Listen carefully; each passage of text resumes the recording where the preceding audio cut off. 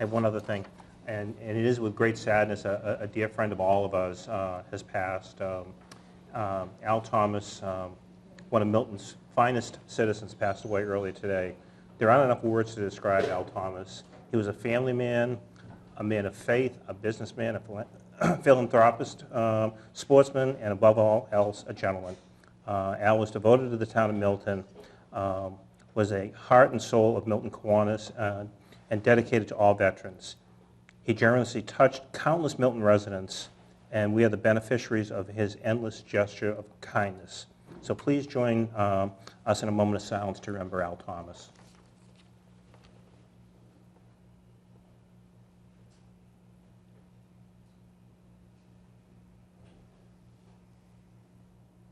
Thank you. So first order of business is the approval of the minutes of June 16, 2015. So moved. Okay. Second that. Motion made and second. Any further discussion? Seeing none, all those in favor? Aye. Okay. Item 3 on the agenda is confirmation of future meeting dates. Right now we have August 18th, September 1st, and September 15th. Good with me. Okay. I'm just going to have to check on September 15th because I'm going to be up in northern Maine. I think the 15th is okay. I'm pretty sure it is. I think it's a week after that I'm up there, but I'll let you know. Those dates are good for me. Are we going to stick with the 2 meetings a month, which we did for the summer? I have no problem. Yeah, once we get into budget season, I know it gets more difficult. I have no problem. We could try and throw in one more meeting, maybe the end of September. Mr. Chairman, we did talk about at the end of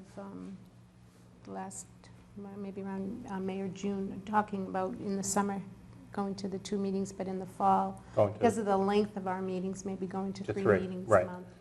So I have no problem with that. I couldn't do it the week after September 15th. I'm definitely out of town. The last week in September, I could probably do it. And the second week in September, that's Labor Day, isn't it? Yeah. And I will just call your attention, Mr. Chairman, that I will be out of town on September 1st, but your assistant town administrator will be filling in for that meeting. Very good. Okay, so we're going to put one more in for September 30th? Yes. That week, Yep. that last week in September. Yes. Okay, item 4 is the approval of payroll and vendor warrants. Okay, I'll move that we approve the current payroll and vendor warrants. Second. The motion been made, second. Any further discussion? Seeing none, all is in favor? Aye. Okay. And if you don't mind, I'm going to hold off on citizen speak because I know there are a lot of people here that do want to speak, and we do have to get Joe out of here. So I'm going to skip to item number 7, which is a conference of the DPW water and sewer rate change. Hi, Joe. Good evening. On behalf of the DPW Study Committee downstairs, I thank you. They need to help with that meeting down there shortly. So I forwarded the report off to you folks about a week and a half ago. And just in a brief summary, it's the same methodology that we've been using for years with regards to looking at a rate analysis, which is simply to take our total projected costs of direct operational costs and indirect costs, and together support them by the various means of revenue that we generate in the water department, which is typically driven by special bills for inspections and testing and whatnot, but mostly driven by ratepayers.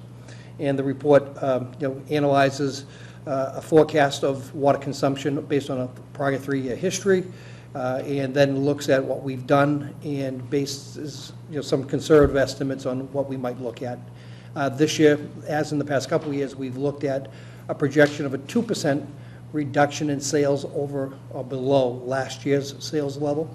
But last year's sales level were actually about 10% higher than the year before. So in reality, we're projecting a 10% increase, if you will.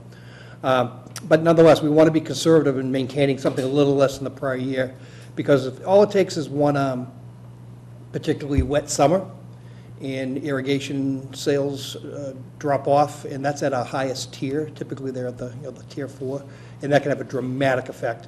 So that 2% cushion per year seems to be working out pretty well.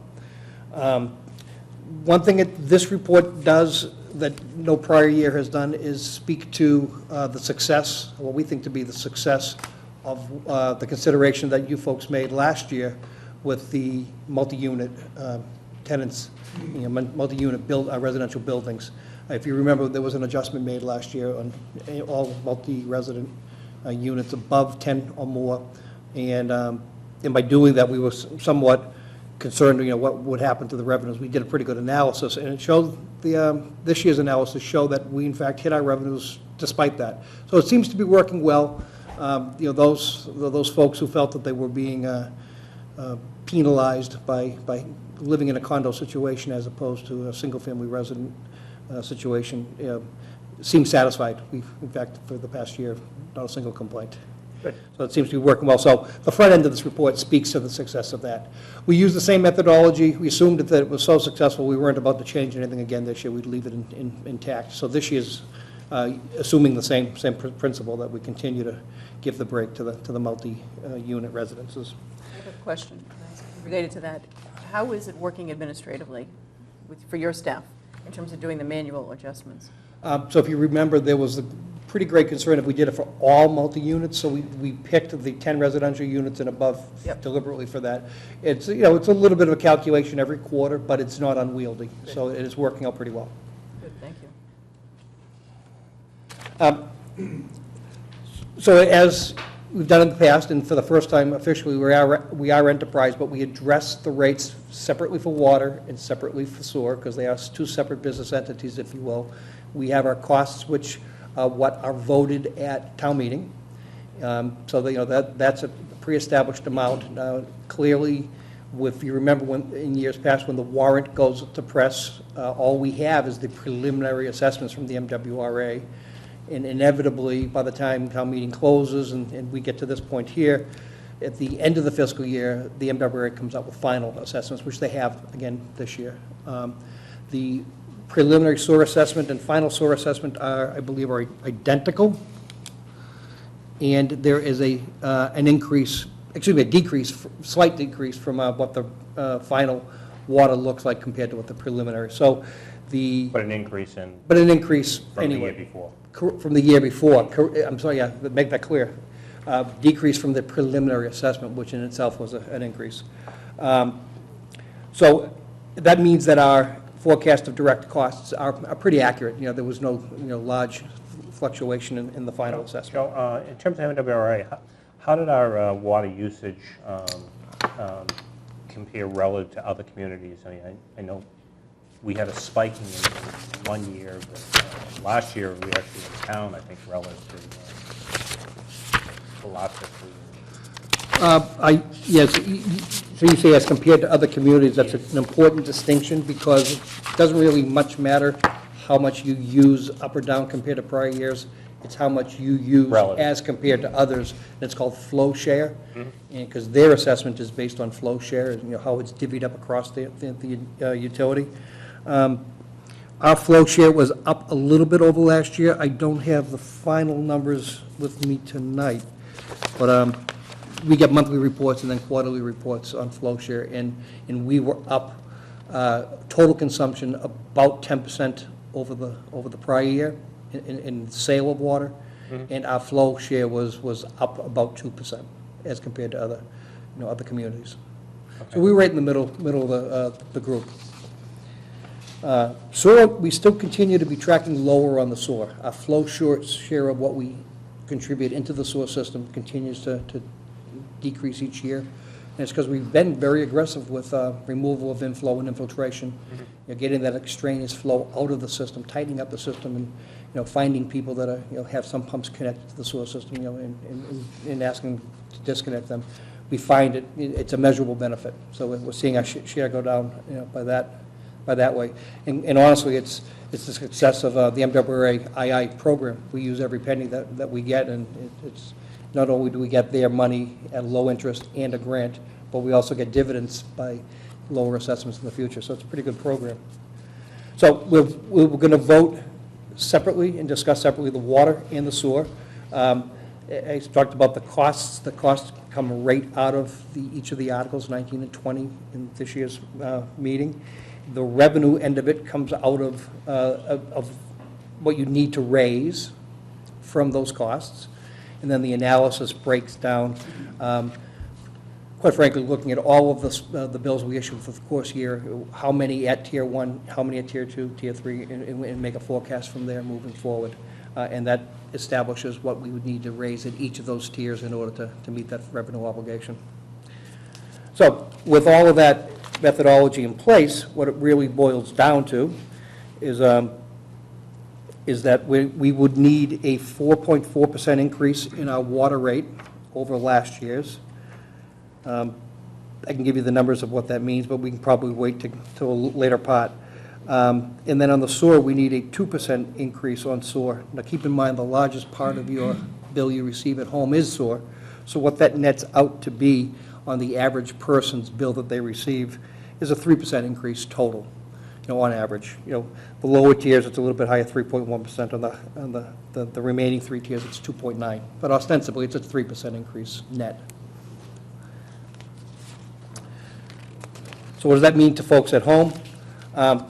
If you remember, we have various cases that we look at, so, and we can make this, once the board has seen this, we can put this on the town's website tomorrow morning.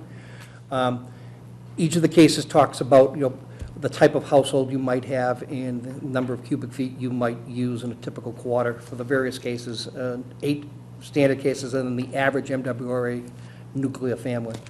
And what it really boils down to on that average MWRA nuclear family, which is a family of 4 that uses 3,000 cubic feet of water per year, you're going to see a total quarterly household increase of $14.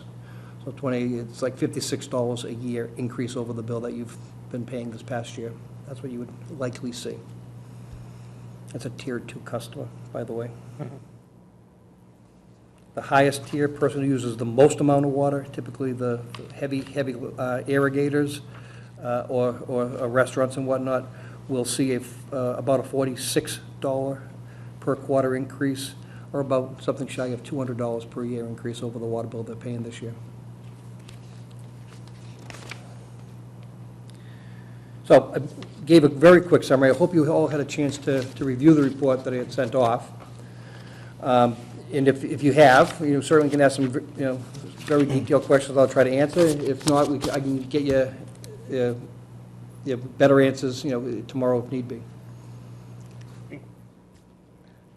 I do have, if you could just explain, Joe, in the past couple of years we've used fund balances to help mitigate rate increases. I noticed this year we did not. I don't want to couple that with a discussion of the new project that we have going for the tank replacement and the increased debt there and what that might mean to water rates in the future. Sure. So like any business, you can either oversell or undersell your product, and based on your sales, it's going to determine whether you make money or lose money. And in a perfect world, you make exactly what you said you set out to make. So in reality, sometimes you run a deficit, and sometimes you run a surplus. And in enterprise accounts, that's called fund balance when you run a surplus. So when you do have a robust year of sales, you do have surplus monies. Sometimes the strategy might be to use some of those funds to ameliorate rate increases, particularly if we see a dramatic change in assessments from the MWRA, or looking at the big picture, what sort of financing impacts might you have. Now, you folks are very much aware, and people at home may be aware, that we have 3 major water projects going on with a $6.7 million price tag, $5.4 million of which is bonded. That bonding will hit the market next year. Maybe a portion of that cost will be borne in an FY17 rate, but not in the 16 rate at all. Right. I think the lion's share of that impact will be felt for the first time in FY18. So the strategy would have been to hold what fund balance we had this year, and since the assessments from the MWRA were pretty nominal, to hold off fund balance to hit those out years when the financing hits as a way to throttle and control stabilize the rates at that time. Okay. Joe, you mentioned that you're going to have something online tomorrow, and I appreciate the detailed report that you put together. It's very well done. related to the rate impact analysis, is that what you're going to have up there on site? I would put this entire report Okay. out on site, and I will prepare an executive summary that try to, Good. this is somewhat technical. To simplify? Somewhat Good. technical, I would try to call out. Just because I just want to be wary of some of the residents when they hear an increase, that they are afforded the opportunity to talk about that increase with someone from your department, when the questions do arise. I don't want it to kind of tag on, and because I think it's important that when residents do call, that we do respond to them. And I think this is an excellent report, and just to make sure that they do understand the increases. This is written in such a fashion that it's somewhat technical. I think the average person Right. at home might understand it, but someone who's really not diving into the nuts and bolts of Right, the it is numbers, technical. It needs a summary. It needs a Right. summary to Great, no, I preface it. appreciate that. That's excellent. Joe, very briefly, it's a little bit off topic, but somewhat related. How are we doing in the unbilled sewer collections? So we made some great inroads, obviously very early in the process, and we continue to pick off that lower hanging fruit. We were moving quite well until winter hit pretty hard. We continue to pick through it this spring, but with we have a situation in the department with manpower resulting in an extended absence, and with the water projects going on, we're right out straight. So we've done nothing this summer. We intend to hit the ground again pretty solid, mid-fall. Well, And going back. And what we're continuing to do, though, is on every single real estate closing, if we do a final reading, we do a final inspection, we pick up a lot of situations in that. We're looking for sewer connections, particularly on those who say they don't, haven't been getting bills. We're also looking for other things like inflow, some pumps and whatnot. okay. So, Thank you. we continue to do those on a regular basis with every single final reading. And we do catch some of those, even in the summer month, we've been getting those. Okay, good. John, just real quick, and if you give just like a 30-second, because there have been some questions about, why are we spending all this money to replace water tanks and that whole project there in terms of the pressurization of the system. Could you just explain that? 30 seconds. Well, as quickly as you can. All right, 'Cause simply. I know you want to get downstairs. Yeah, thank you, yes. Simply put is, pressure has to operate at an elevation, the tanks are at an elevation. And to balance between those tanks, 2 on Chicken, 1 on Big Blue, it requires a network of piping between all of those. It also requires a pressure feed from the MWA connection. So what we have is a loop of piping that's in Canton that has been acting as an equalizer between the tanks, and we have a pressure system at the MWA interface that's higher than it ought to be. And lastly, the other pipes within our own town connecting the tanks together are old and tuberculated, meaning narrowed and down, so they're not as efficient as possible. So there's 3 projects that came out of that, rehabilitating the tanks, which are 80 years plus. That's based on a cost analysis, benefit cost analysis, rehab versus replacement, and clearly replacement was cost effective. And those tanks are how far beyond their useful life, estimated useful life? 40 years beyond the useful life, and 20 years beyond the major rehab. And when you looked at that on a recurring basis with an 80-year-old tank, it just made sense to replace them outright. The piping network in town is about $2.5 million worth of work. That's replacing what we're going to call transmission mains between the 2 tanks within our area and to improve fire flows within those areas.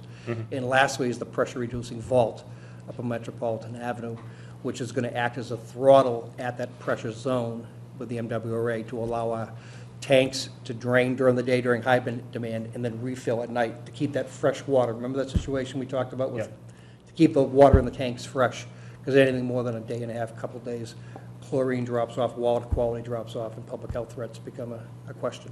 So now, as opposed to having to dump water out of those tanks, you can actually let the pressure down? In the ultimate is a way to keep that water fresh. Now, we are dumping the tanks periodically to the tune of 1 million gallons every couple months of wasted water that we've paid for that doesn't hit any of our own meters.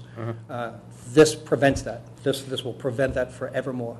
So essentially, the ratepayers are paying for that dumped water? That's right. It's right. So, in reality, we might see our ultimate consumptions drop somewhat. Great. That's a great question. I'm sorry it took more than 30 seconds. Well done. Any other questions? No. Do we have a motion here? Check. I'll move that we approve the recommendation of the Director of the Department of Public Works to increase the FY16 water rates by 4.4% over those rates that have been in place during FY15. This increase is to be applied across all 4 rate tiers to be effective for the bills produced beginning on August 10th, 2015. I second that. Motion been made and seconded. Any further discussion? Seeing none, all is in favor? Aye. Aye. Unanimous. Thank you. And I'll move that we approve the recommendation of the Director of the Department of Public Works to increase the FY16 sewer rates by 2% over those rates that have been in place during FY15. This increase is to be applied across all 4 rate tiers to be effective for the bills produced beginning on August 10th, 2015. Second. Motion been made and seconded. Any further discussion? Seeing none, all is in favor? Aye. Unanimous. Thank you very Thank much. you, Joe. Look at that, you have 5 minutes to spare. Just enough time to set up PowerPoint. Thank you. Thank you. Good night. Good night. And I'm going to jump back to item 5, which is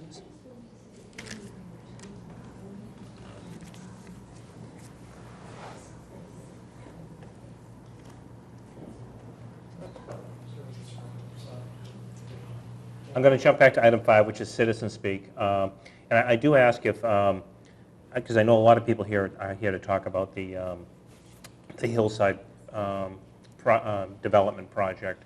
If there's some way, if rather than having everybody come up and say the same thing, if you know, if you are basically saying the same thing, if some people could just kind of coordinate together, and but if you all have something to add, we'll certainly hear.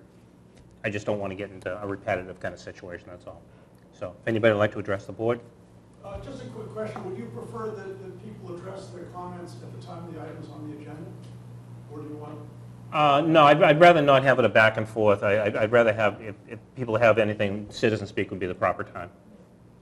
Yes, come on up. Make sure they say their name and their address. And could you please just state your name Sure. and address?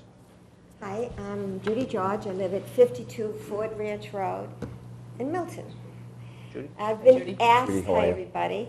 I've been asked to read this so I don't add any more flavor to it by John Lawton, who's the president of the Scotswoods and one of the directors, as is Webb and myself. And so we've talked a lot once we heard it.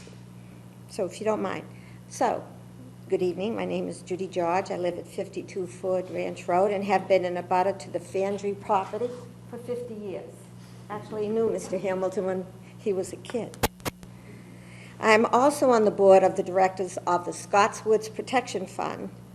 This is a group of 40 abutters and neighbors who have contributed to a fund to protect any dense development from happening on the Fandry property. I just got a letter today, so that's why I'm much more upbeat. I'm happy to hear that Mr. Hamilton is before the Board of Selectmen tonight to discuss his development. The Scotswoods Protection Fund was created to ensure that no dense development was approved on the 50-acre parcel that Mr. Hamilton proposes to build his development.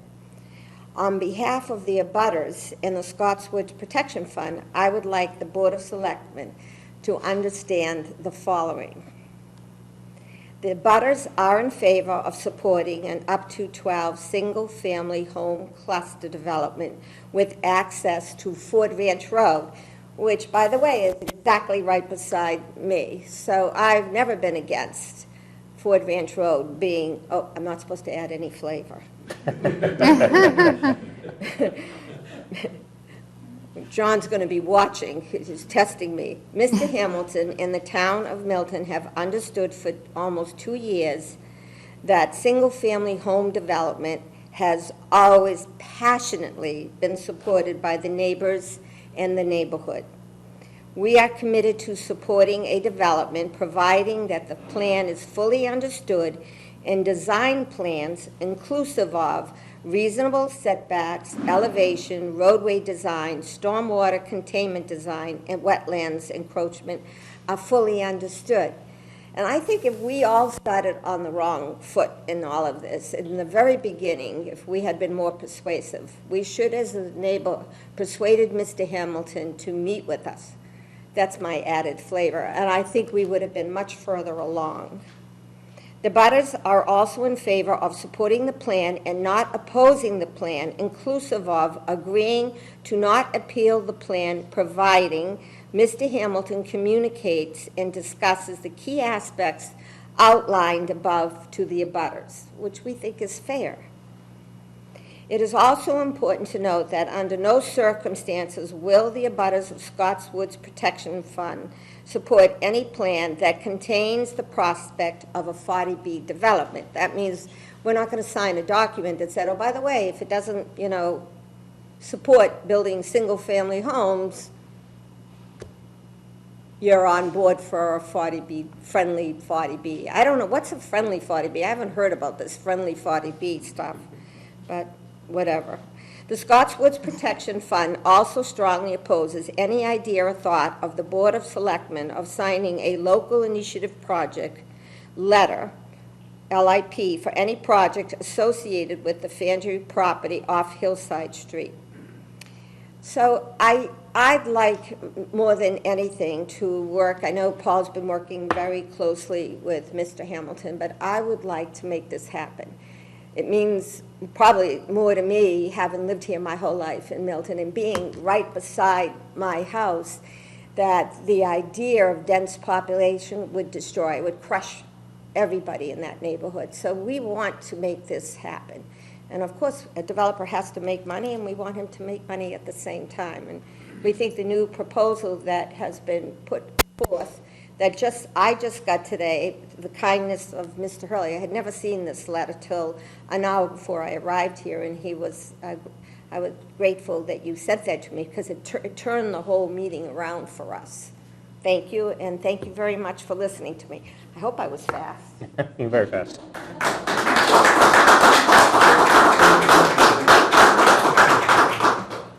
Would anybody else like to address the board? That it? Okay, seeing none, we'll move on. So with that said, we'll move on to item 6, which is a presentation of the Hillside Street Local Initiative Program by Todd Hamilton. And just, Judy, a local initiative program is a friendly 40B. That's basically what it is. So Todd, if you'd like to. And obviously just state your name for the record. And Todd Hamilton. Paul Krasinski, and I live at 5 Stonehill Lane, and a member of the Hillside Neighborhood Association. Marion? Mary McKettrick, I'm an attorney. I've represented Mr. Hamilton with some prior development proposals and have been working with him on this one. Okay, the floor is yours. All right, I guess I'll start, and then I'll give it to Paul and then Marion. We started with this in 2011 with 3 houses on 15 acres. Before we presented the plan, Marion went to each abutter and said, I'd like to explain to you what we want to do. Only one abutter would meet with her. And then I was asked to go to a meeting with her.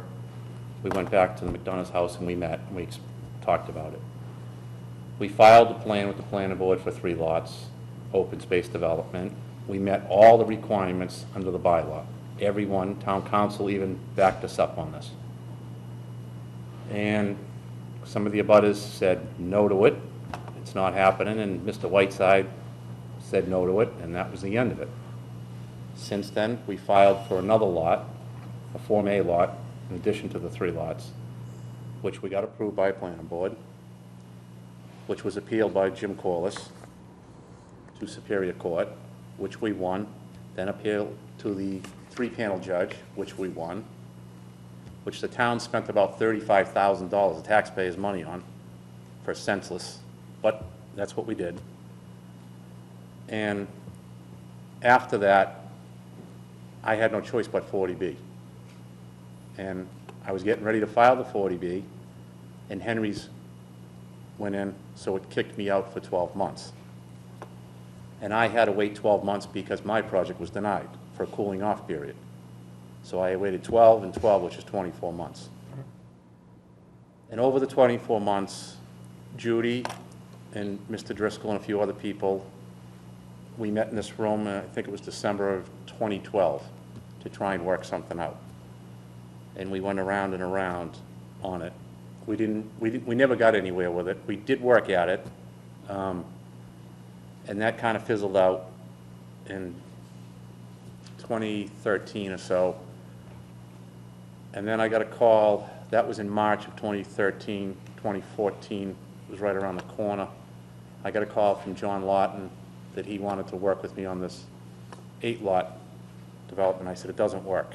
I said, I got almost 3.5 years of taxes, legal fees, engineering, and interest occurring. I says, the longer this goes, the worse it's getting. So that was the end of that conversation. In April or March, I think it was, Maggie Oldfield contacted me and asked me if I would meet with her and somebody from the neighborhood, which was Paul. And I said, sure. So from that point this year on, there's been a lot of progress. Paul and I, he took emotions out of it, I took emotions out of it, and we kept hammering through it to make it work. I can understand why the abutters get emotional. It abuts their house. I understand it. When I bought my house up on Howland Street, the land, there was 2 lots for sale, each of 4.5 acres side by side.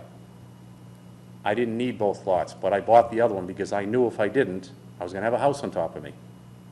And I pay the taxes to let it sit there every year that I hate paying, but it's either that or have a neighbor right next to me.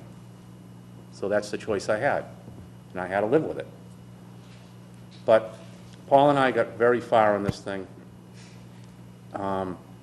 He called me up after the Hillside Association voted on it. I think it was 23-2 or 3, am I right? Yeah, it was exactly 24-3 in favor of support of an up to 12. I'm in full support of it.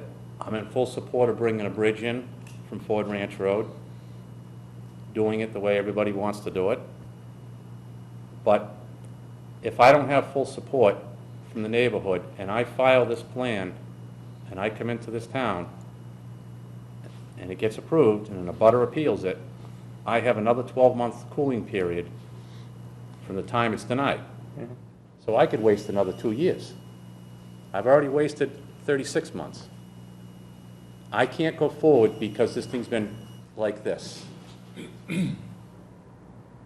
Either I have to have some insurance that if I'm going to go forward and spend all the money engineering it, spend all the money perking it, and bring it through all the boards, that there's some security there for me on the 12 months. If I can't have it, I can't go forward on the 12 lots because I'm only writing my own ticket to 24-month delay again.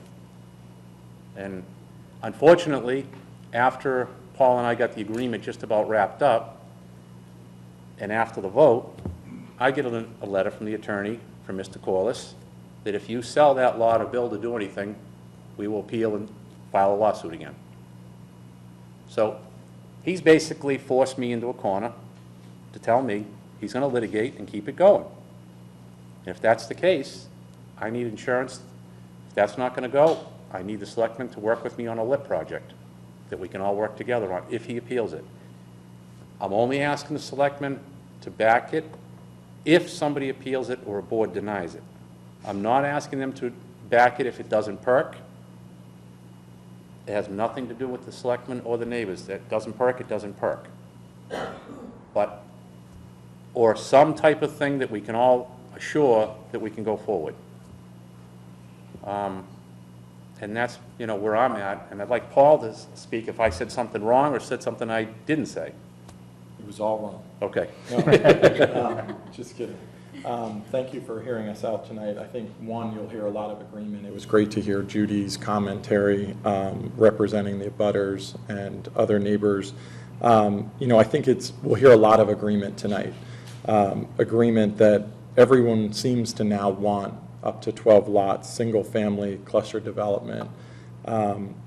Obviously, no one wants, and I think Todd would highlight that too, the 40B. It just doesn't seem like the right thing for the property, doesn't seem like the right thing for the neighborhood, and certainly as both being neighbors of this property, it seems like it wouldn't be right to do. I think we also agree that it's been a long process. So it's been a focused process where, you know, we ultimately got to an agreement, which I will read to you guys. I think you received both the letter from Scott Johnson as well as the letter of support for the up to 12, which I will read just for everyone to hear.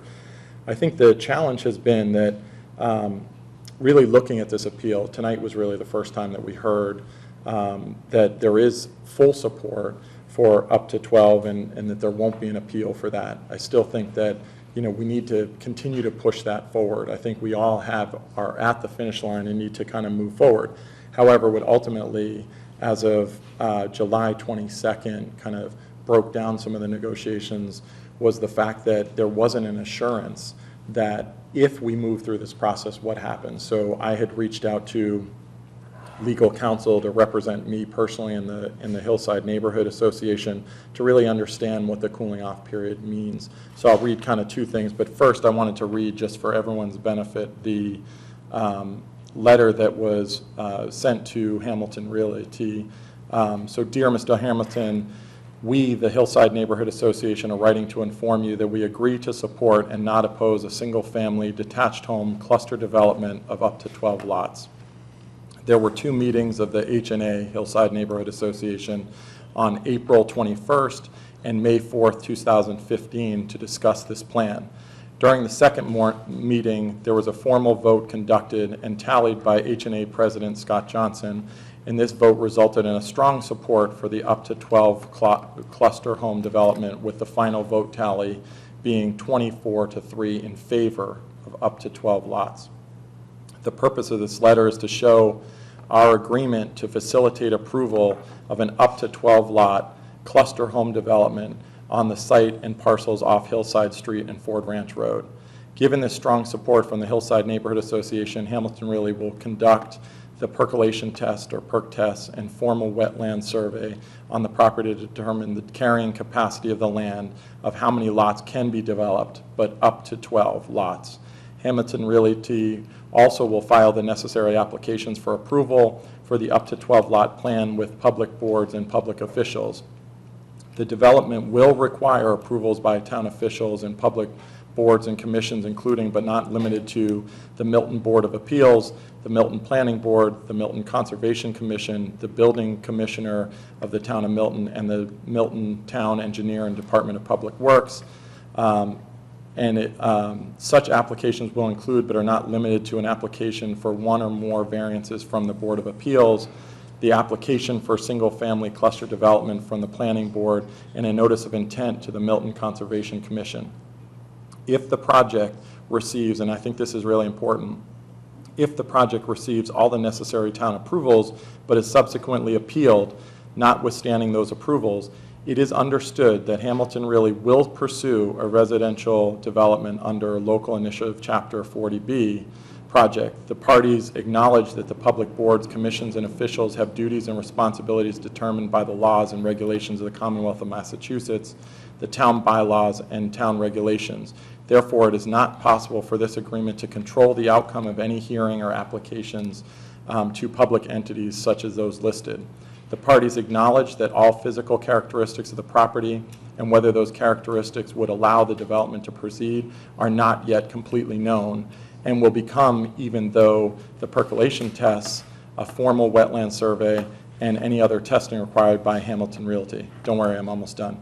The parties further agree that if development receives all necessary approvals, Hamilton Realty or its successors and assigns will build a bridge and roadway or driveway to provide access to the development and will bring utilities to the property. A specific plan for this development will be created in accordance with the approvals by town and public officials and public boards. We look forward to continuing to work closely with the town of Milton and Hamilton Realty to realize this up to 12 lot cluster development and resolve this issue that has consumed much time, energy, expense, and resource from all of the parties involved, including yourselves. Please sign below to acknowledge your agreement with this proposal, which will be submitted to the Board of Selectmen as well as public officials and public boards as required by the Board of Selectmen of the Town of Milton. Sincerely, Scott Johnson, President, Hillside Neighborhood Association.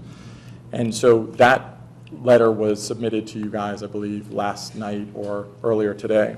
And I think really what it came down to was we were ready to sign and execute that. Scott had actually executed that. And I think the challenge was this legal letter that came, which was either threatening an appeal, threatening an action, and really that created the the non-assurance. And so if we look at this from a perspective of kind of interfering with advantageous contract relations, if we look at this all the way around from the town, the neighborhood, the abutters, and even Todd, I think we have figured out a mutually beneficial resolution here and a solve, which, you know, I will commend Todd for being a collaborator and an innovator and getting right to the point. I don't think he ever, you know, fluffed up any of the direct comments that he had for me or others. But really, we don't want anyone at this point in the process abusing the rights that are granted, you know, through the court for their appeals process and incur more expenses, create longer pieces. So as I had mentioned, I reached out to Rob Tuckman, who was a retired partner at Wilmer Hale and who led their real estate and environmental practices and is known nationally. Really, that he highlighted to me that in this case, having it be an up to 12 lot plan, again, it has to perk, that's, you know, Todd's responsibility, that really the repetitive petition does not apply in this case because it was an up to 12 lot plan. And if it was denied or rejected or appealed, you know, Mr. Hamilton would have the ability to move forward with, you know, the alternative that he would want to look at. So I think that was still up in the air. I think our respective legal advisors were providing kind of two different spins on that. And really, I think for us, one, the neighborhood supports it. You know, certainly it sounds from Judy that the abutter supported, which is great, and I think they've been an incredible asset to the entire process. I think now we need your advice on how best to proceed in order to kind of push this over the finish line where we are so close and put this kind of 3-year process to bed. So we look forward to your advisory and input, and obviously we're prepared to, you know, help and support in any way that we can. Just one question. You mentioned that you had hired an attorney, and he said that there would be no cooling off period with respect to a 40B. Is that what we're really talking about? Yep. And you don't think that's true, Todd? Marion doesn't, and 2 other attorneys that I've talked to in the last 3 days. Okay. I've been to 3 attorneys. One's a 40B attorney for the town of Dedham, and one's an attorney down in Easton that specializes in it, and they all disagree. And again, it was the advisory, but I'll read from his excerpt here, and I can get more detail for us as well. But again, I hope that we can, you know, figure it out. So it says, I don't have copies of the general laws here, such as life as a retired attorney, so I can't look it up. But the anti-repetitive petition statute is either in the Zoning Act C40A or in the Subdivision Control Law C41, S81, or both. The idea is that if you are turned down by the ZBA or the planning board, you shouldn't be able to refile and keep pestering them until they change their minds. There's an exception for changed circumstances or some such phrase. So if you wanted to do a simple lot subdivision for single-family homes and then switch to a multifamily development, that's not a repetitive petition. His lawyer should be able to check the exact language of the statutes and give him advice and the necessary confidence. So that's, again, one opinion, and certainly we can make it more formal. But I thought it was an important issue here as we start to look at providing, you know, Mr. Hamilton with some assurance that if we proceed down this path, that there isn't, you know, that 2-year or 1-year waiting period. Okay. I don't want to dwell overly long on this issue because there's always the possibility that there's been a different interpretation or that there's a case that I'm not aware of. But I think we're talking about apples and oranges on that particular issue because I think what this attorney is talking about is the general zoning bylaw and subdivision approval, but particularly the zoning 40A law, which prohibits somebody from bringing the same application for zoning relief within 2 years. Right. It's a different, it's another prohibition that keeps you from keep continuing to refile the same thing. Right. And so there's that's a restriction when a developer wants to keep filing applications. And then under the regulations that were enacted by Department of Housing and Community Development for 40B, which is an affordable housing law, there is a regulation that was tightened up and sort of rewritten in 2008 that specifically addresses the issue of what happens if a developer has a prior application before a town for some kind of development and then wants to file a 40B if the prior application is not completely over. Right, you can't And use a how 40B as long does leverage, he, basically. and is there a waiting period before a developer can file a 40B? And the reason this came about as an issue was because developers were trying to file applications simultaneously or immediately and basically use one as a leverage for the other. Right. That's not what's happening in this situation, and that's why I don't want to dwell overly long on this issue. But as far as I know, that regulation that pertains to a cooling off period does apply if Mr. Hamilton were to file a new application for relief from the Board of Appeals and for cluster zoning approval from the planning board, and that process were completed, and let's say he received approval from both boards so that he could go forward, and at that point the case were appealed, and let's say he goes through a whole appeal process and he loses. From the time that concludes, he has to wait 12 months. If he chooses to withdraw his application because an appeal is threatened, then the 12 months is, from whenever the thing becomes final, the 12 months starts to be counted. There is no exception that I'm aware of. The only exception is if your prior development proposal has at least 10% affordable housing in it, you don't have to wait 12 months, which also covers any prior 40B development. So you can file successive 40B developments, different types, and not have to wait. Or you could be like the Hendry's project and file an approval before a planning board for that type of development that had 10% affordable housing. And when that's denied and you decide not to appeal, you can go right ahead and file a 40B application because it was 10% affordable housing. So that's my understanding of the regulations. And the main point to remember here is that it's incredible that the neighborhood has come together behind a 12-lot proposal, which is more dense than what would be allowed under the zoning bylaw. And even equally incredible is that the developer, after all this time, and the owner are willing to talk about that proposal and do all of the due diligence that they would have to determine whether it works, that they're working together on this proposal. And this fallback option of saying, it would be great to have that assurance that if this fails because there's an appeal, that I could go to the selectmen and say, would you talk about a LIP instead of a conventional 40B? Well, we don't want that option. The developer doesn't want it, the neighborhood doesn't want it, but there's a big risk and a lot of expense associated with exploring another development proposal. Because, it's incredible how much money gets spent. It's not legal fees primarily, although the legal fees are expensive, but it's engineering primarily, and time, and taxes, and the fact that the owners have had this land available since 2005 and have been interested in selling it for development and haven't found a way to do that will bring them a reasonable return. That's a long time to wait. And so I think it's a problem that needs resolution. I think the selectmen can help with it if they need to think about it. I would want to emphasize that there isn't a lot of time because it takes several weeks to get ready to do this perk testing. Fall is almost upon us. So unfortunately, time is really pressing, and that's why we're here before this. That's why Todd is here and Paul to talk to the selectmen. We know that you're not the planning board, but we also know that you would play a key role if there were ever to be an approach made for a LIP.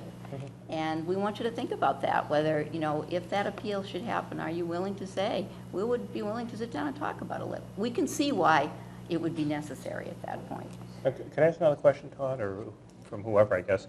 On the 12-unit development we're talking about in a cluster zone, wouldn't be under the cluster zoning bylaw because it doesn't meet that cluster zoning bylaw. So the cluster development that you're proposing would not include an affordable unit in it? Okay. No.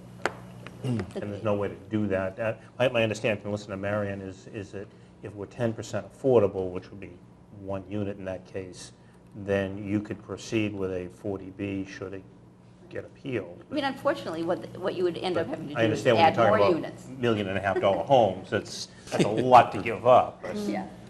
So I have a question, Marion and Todd as well. Over the last couple of days, I received different versions from you, Marion, through Anne Marie, and then also from Scott Johnson, the president of the Hillside. And they varied. There were big discrepancies on what Scott signed. One was an unsigned document from you, and one was signed today, that I received today, strongly opposing a LIP. If I don't have some insurance, I can't move forward. I wasted 24 months already. I'm not wasting another 24 months. No, I understand that, but I guess what my question circles back to is, why did I receive, and my fellow colleagues receive, something to make us believe that the neighborhood was agreeing to all those measures, when then today I received something that was different? I didn't even know you were getting that today. The one I sent you was referred to in Todd's memorandum. It was what was given to us. Todd received it from the Neighborhood Association Unsigned. on the 25th of It July. was an updated version. On whatever, I Yeah. believe it was unsigned. Well, I don't think it No, was it was signed. unsigned. It was the It was initial part of the draft that I negotiation. sent, the one Yeah. additional line that was added, which ended up not, or leading to the falling apart of the negotiation, was the extra line on the contingency that the neighborhood But I didn't support send that to you. a LIP 40B project.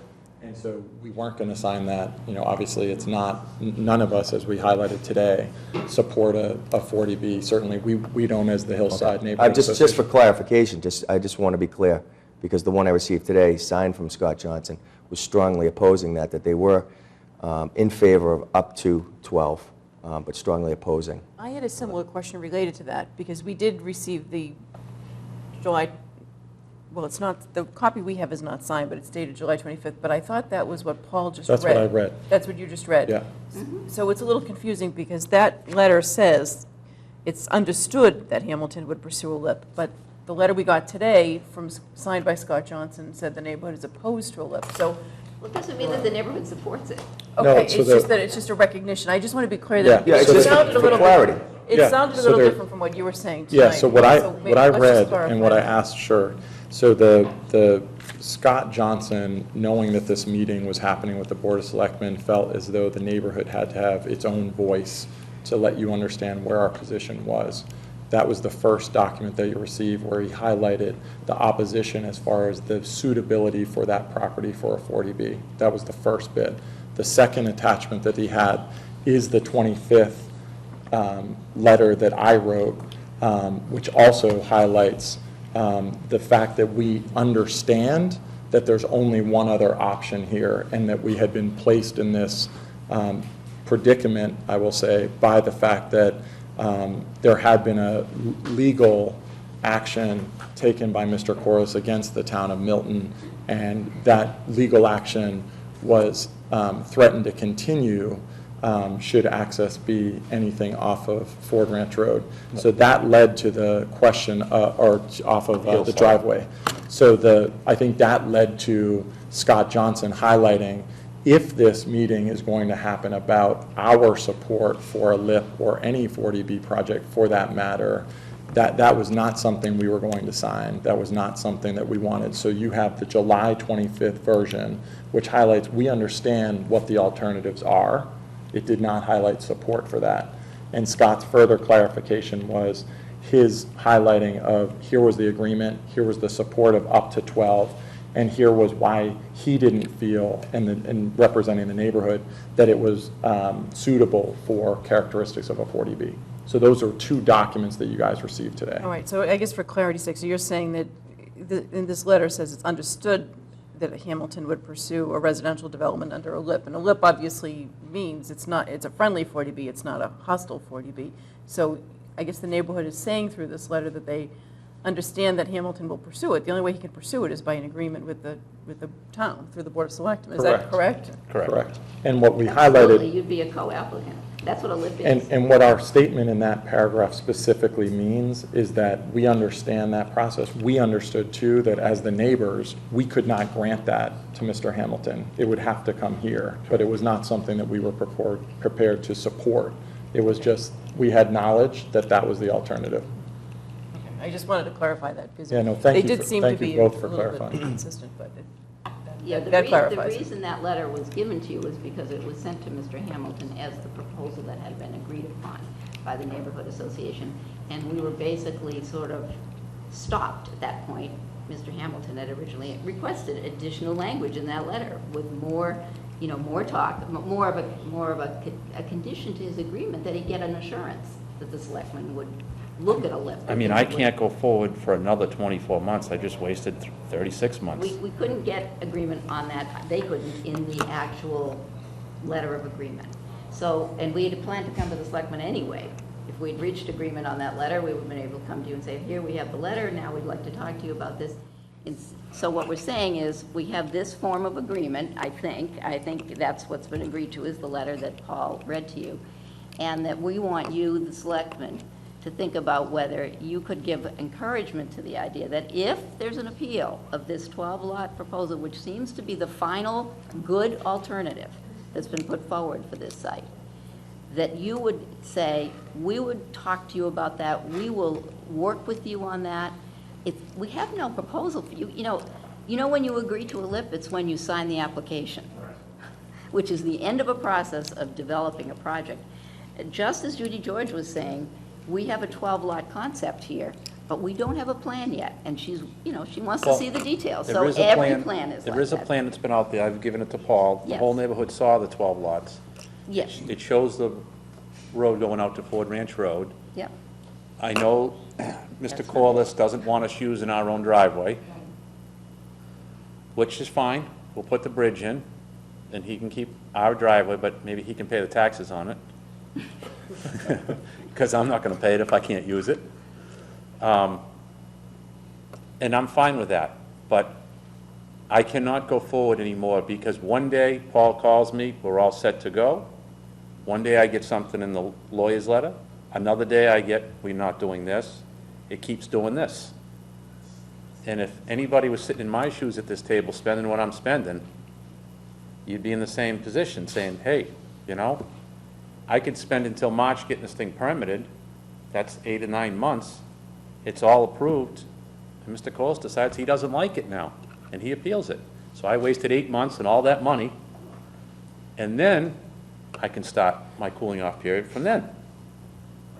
I'm all done with it. This is it. If we're going to do it, I'm not asking this board to back it, only if it's appealed or denied. That's it. Other than that, I'm not asking for anything. And I think certainly the neighborhood has spoken in a strong support, given the vote, which you now have in the letter that I read to you, and apologies that there was confusion. I think, unfortunately, we really don't want this to impact, the town, the neighborhood, the abutters, Todd, the state of Massachusetts, based on one family. As I sit here, I represent approximately 150 families that have voted, that have shown that support, and we don't want, continued legal action that doesn't make much sense at this point, where it would be questionable whether or not there's even standing in the court, given the, rejections of those two appeals. So I just hope, I think what we're looking is imploring your advisory here on the best way to move forward, knowing that, the neighborhood does not support, 40B, but does support, an up to 12 lot plan, which is really what I, read and highlighted and articulated. But I think coming full circle is, I think we have a lot of agreement tonight, which is positive, for everyone wanting up to 12 lots and no one really wanting 40B. I think that was, the conversation that Todd and I came to. Same agreement with him on that. Mr. Chair, if I could, and I know we don't want to go back and forth, but I do think that we do have some residents here that would probably like to give a little bit of input, because I will say that I have spoken to many of the residents in the neighborhood, and I would prefer not to, only because we did give them time. okay. Well, I want to say that, and I'm first of all, I want to commend the Hillside Neighborhood Association for doing a great job and working really hard for the best interests of the neighborhood. As you know, all of our neighborhoods are really kind of crown jewels, and to see a 40B go up in an area where it really doesn't fit would be would be troubling, I think, to a lot of people, and especially to such a beautiful neighborhood and the longest-standing neighborhood association in Milton. You know, and I do know that you had a vote, and it's 27-3, but I've received far more phone calls than the 3 opposing. And, you know, I want to be on record saying that you know, so I don't know where that math does come from, you know, with all due respect, because, I mean, I could probably tell you that I'm opposed to the language supporting a LIP as an assurance, okay? And I think that that's the difficult part. I think that, you know, and I can understand where you are. Can't go forward. I can understand that, but at the same point in time, it's difficult because things could not work out, and that could be a reality. And I think to run that risk would be very difficult. Yeah, I mean, I think everybody understands that the neighborhood does not support a local mission project or a 40B. You know, and clearly, personally, I would hate to see a 40B go in that neighborhood, but if it's a 40B, there's not a lot of control that we as selectmen have over it. Sure. I mean, Great. it would just happen. And I don't want to file it. But Todd has said it's not his preference, and his It's memo not. I'm has here, made that but- clear also. like I said, put yourself in my shoes. Every day it's a different You're a deal. businessman, I understand. So Yeah. Todd, do you own that parcel, or do you have a purchase and I sale? have it under agreement. It's under agreement? Would you be able to show us a purchase and sale No. agreement? It's no one's business but mine. I wouldn't show it. Would you show me a contract from just- somebody? just asking. I wouldn't do it. I can, you know, he does have a purchase and sale agreement. I'm his attorney, and I know that he does, and it really shouldn't, it's never, it's quite unusual to require that somebody Sure. disclose the terms. However, the terms are flexible in terms of when Mr. Hamilton has to actually purchase, and they've been working for years now on trying to find a suitable development scenario so that they can go forward with the purchase. He'll go all the way. If it's got to be 40B, he'll wait 4 years. He knows, we've had many discussions, it's written that way. Once I spend X amount of dollars, I'm in for the long haul. You get into it so deep, you can't turn back, and that's what's starting to happen. And who's really put it here? Abutters. They forced this thing down the throat of all the neighbors, including me. So you're saying right now you've expended enough that you can't walk away, basically? Who's going to give me hundreds of thousands of dollars? Well, I think to one key element here is, so I agree with you, Dave, and I would go on record as well as saying, you know, we don't support, you know, a LIP. I think that was highlighted here, and I'm sure you got those phone calls. It certainly was not something that we had in the document that we supported or pushed through. I think the other piece is that each of the abutters, specifically Mr. Corliss most recently, because I was engaged in communications with him directly, we went through all of the creative options. You know, if you want to buy that Form A lot, that A&R lot, please feel free to do so. All I got back was, what's the price? And then I got a phone call to him saying, I'm not going to support that. I'm going to continue to appeal. So again, I think where we then said, okay, great, well, so you aren't going to buy the property.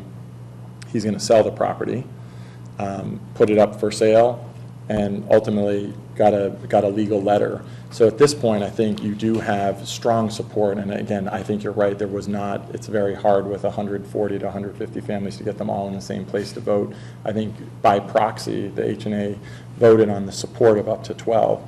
I think now we've got to be very transparent and very clear about what the issue is. The issue now is, one, we got to get the perks done to figure out up to 12, what does that even mean? What can perk? And that's on Mr. Hamilton. Second is, you know, the assurance is stemming from one neighbor, Mr. Corliss, where he has continuously moved this process forward from illegal, but remains silent while that process continues forward. I think it's very clear that we understand where that pushback's coming from. Now that we have support from the Scottswoods Protection Fund, from the Hillside Neighborhood Association, from Mr. Hamilton and Marion McKettrick, it seems to me, again, as a strong sign of support, where helping, you know, and I understand the sensitivities around it. Would I want something right behind my house? No, I probably wouldn't. But if I had the opportunity to purchase that land, would I try to do it? Probably to the best of my ability I would, or I would try to work through the process. I just feel like that has not happened in this case. So again, a lot of agreement. Neither one of us want 40B. No. We both want the up to 12, but we've hit an impasse, and that's where, really we're hoping for your advisory. Certainly as a layperson and not a lawyer, I can read an email and play one possibly on TV, but I leave that to other family members to do. I got a couple of questions. Todd, this topic is very foreign to me, the perk test. Yep. What happens explain what that means and what happens if it doesn't perk? If we didn't get the perks, then I would have to decide what to do. It's either going to have to be a 40B or a smaller project. Smaller than the 12 houses? Yep. And that would be whether Mr. Fandry wants to go with that or not. And perk is related to sewer, and whether you can do Yes. septic. You got to perk each lot for each house, 2 perks per lot. Okay. So, I wouldn't put a common system in, because selling single-family houses with a common system, banks don't like to finance them. On condo associations, you can do it a lot easier, because there's one building that ties into one pipe. But when it comes to single-family, you can't control the other guy's garbage disposal, and, it just goes on and on. so are you going to do this test regardless of? No. I'm not going to spend $15,000, $20,000 to go out there and perk holes without knowing what the outcome of this whole thing is going to be. At this point, I am stopped. I've got a couple-week window. I've spoke to the engineer. I've spoke to the land surveyor. Spoke to the tree cutter. We're looking at 5 or 6 weeks to get everybody in play to locate where the perks have to be, because you have to have a lot line to make sure the perks are on a particular lot, so they're on record. And that window's closing quick. And Paul and I worked all through May and June, and we had this thing done, and then this thing exploded with the lawyers' letters. And originally, the original agreement was every abutter with 300 feet was going to sign an agreement acknowledging the first draft that Marion did. And with 300 feet, acknowledging that they're for the project, not appealing the project, and didn't go. And that's why I'm here. So, okay, so I would think that for the immediate abutters anyway, and the broader neighborhood, obviously the better result is the 12 houses, the up to 12 houses, rather than 77 units. We're all agreeing. You're all in agreement on that. Correct. And I think we want to encourage an agreement for a long time. Members of this board have Absolutely. been trying to No bring question. Oh, no, the I- neighbors and the developer together to try to reach some kind of Yeah. agreement. Will you plan, you have a design over here for your 77 units. That's Will you plan- 73. 73. Over this or presenting it in some kind of detail tonight? Well, I was just, Or describing it? yeah, I mean, it's 73 units. It has a bridge coming in from Ford Ranch Road. I would bring the sewer in from 28 under a state permit. They would be townhouses, are roughly around 2,000 square feet with 2-car garages per unit.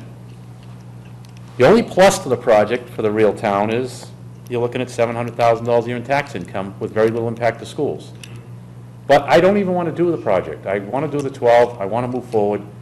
But I have to have something that falls back for a safety net, because this thing has been all over the board for 3 years. You mentioned little impact to schools. How do you know that that would be the case? Well, we did a study on townhouses a year ago. I don't have it with me, but I can get you the information. The average project like that might get 3 to 4 kids. That's a study that they've done in the state of Massachusetts. It was also done for the Brush Hill Road townhouse project that was approved. Very little impact, so it's more tax revenue to the town without the schools being impacted. And has there been a design for the 12-house cluster development that's been shared with the neighbors? Yeah, That's what Paul you has said, it, right? yes. Yeah, I did, and I I shared did that that with the back others. in June or May. I think the challenge with that plan, to tell you honestly, was I think it was some of the members hadn't seen a plan, didn't believe there was a plan, and believed that this wasn't real. I also think that the details of what the final up to 12 might look like, and it may or may not be 12. We don't know, because we don't know what the perks are. I think that would have to be as part of this process, figuring out what the final plan looks like. I know that, in looking at it, some of the abutters, as we all would say, is there enough of a setback? Is there enough of a buffer? But without knowing what perks, we don't know even what flexibility we have on the site. So therefore, I think that's the important part, which you're highlighting. And, we have incredible expertise and,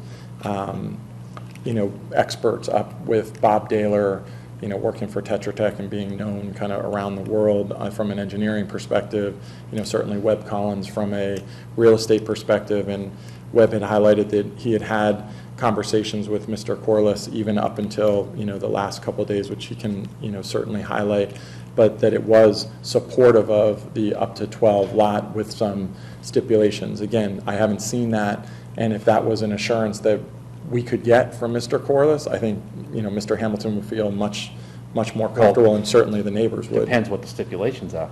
So can I ask, and you're acting as a spokesman for the Hillside organization, Paul, in your opinion, do you feel that the neighborhood association would be comfortable with going forward without the perk being done?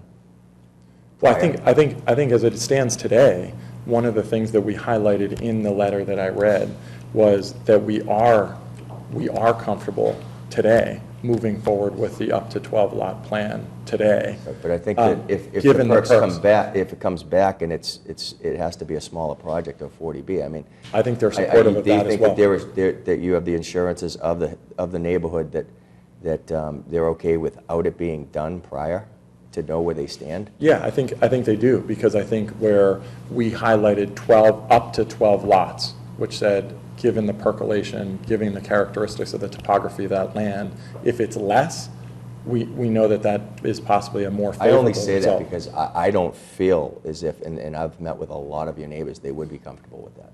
And I just caution. Be comfortable without having this perk test done prior. I think that is a big.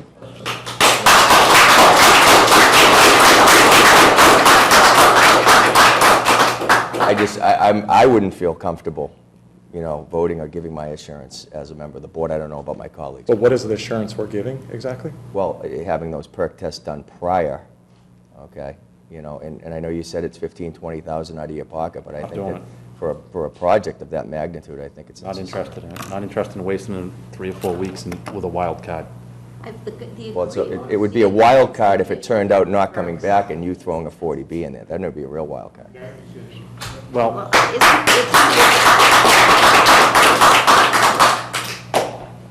Isn't the agreement conditioned on the perks being successful? Yeah, correct.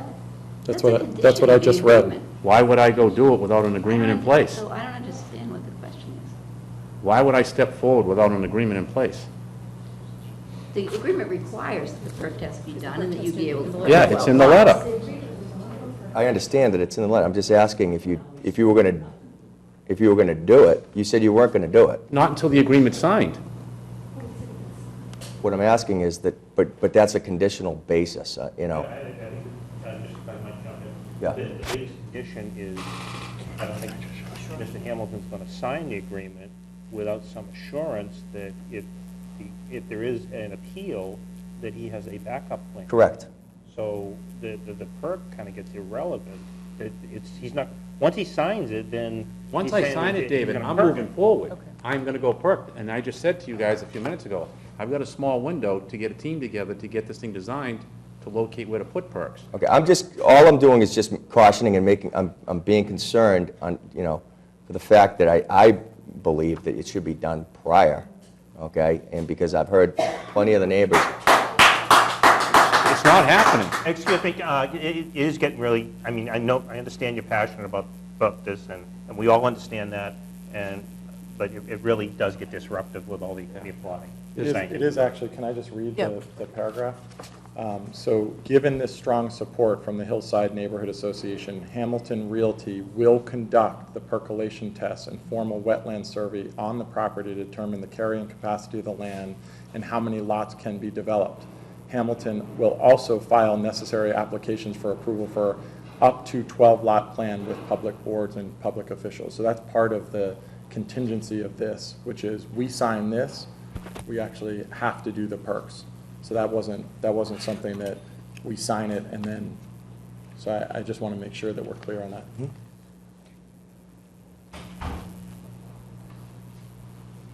I mean, there's no sense doing all that work and disrupting my business to go run around for a month doing this with no agreement. So we're kind of catch-22 right now. Todd's not going to sign the agreement without Some assurance. being able to mitigate that contingency of somebody filing an appeal. once he signs the agreement, then the perks happen. It happens right away. So I guess we just keep going around in circles. That's, Well, this has gone on for a very long time, and there's been a lot of discussions between the two sides. I got a call from, Judy referenced him earlier today, John Lawton, late this afternoon. He indicated that he, I think, hadn't seen the 12-house development, if I'm getting this correctly. Is that only something, Paul, talked that's to been Paul. shared with It the? has been shared, and I sent it the Okay. night of, the Friday of Memorial Day. Okay. I sent it to everybody. I can pull it up and forward it to you. Actually, I'll forward you the email that I sent to John, Judy, everyone, Jim Corliss, everyone, Ed Renton, who was at that meeting. If you don't mind, we could probably I'd like throw you it to up on send the that, so screen. make sure everybody sees what you sent out. Sure. We do that, Emery? Throw that plan up on the screen for a second or two? Sure. Just need it on a flash drive. Who does he email it to? Email it to Anne Marie. I think that's the best, and then she can put Yes. it up on the screen.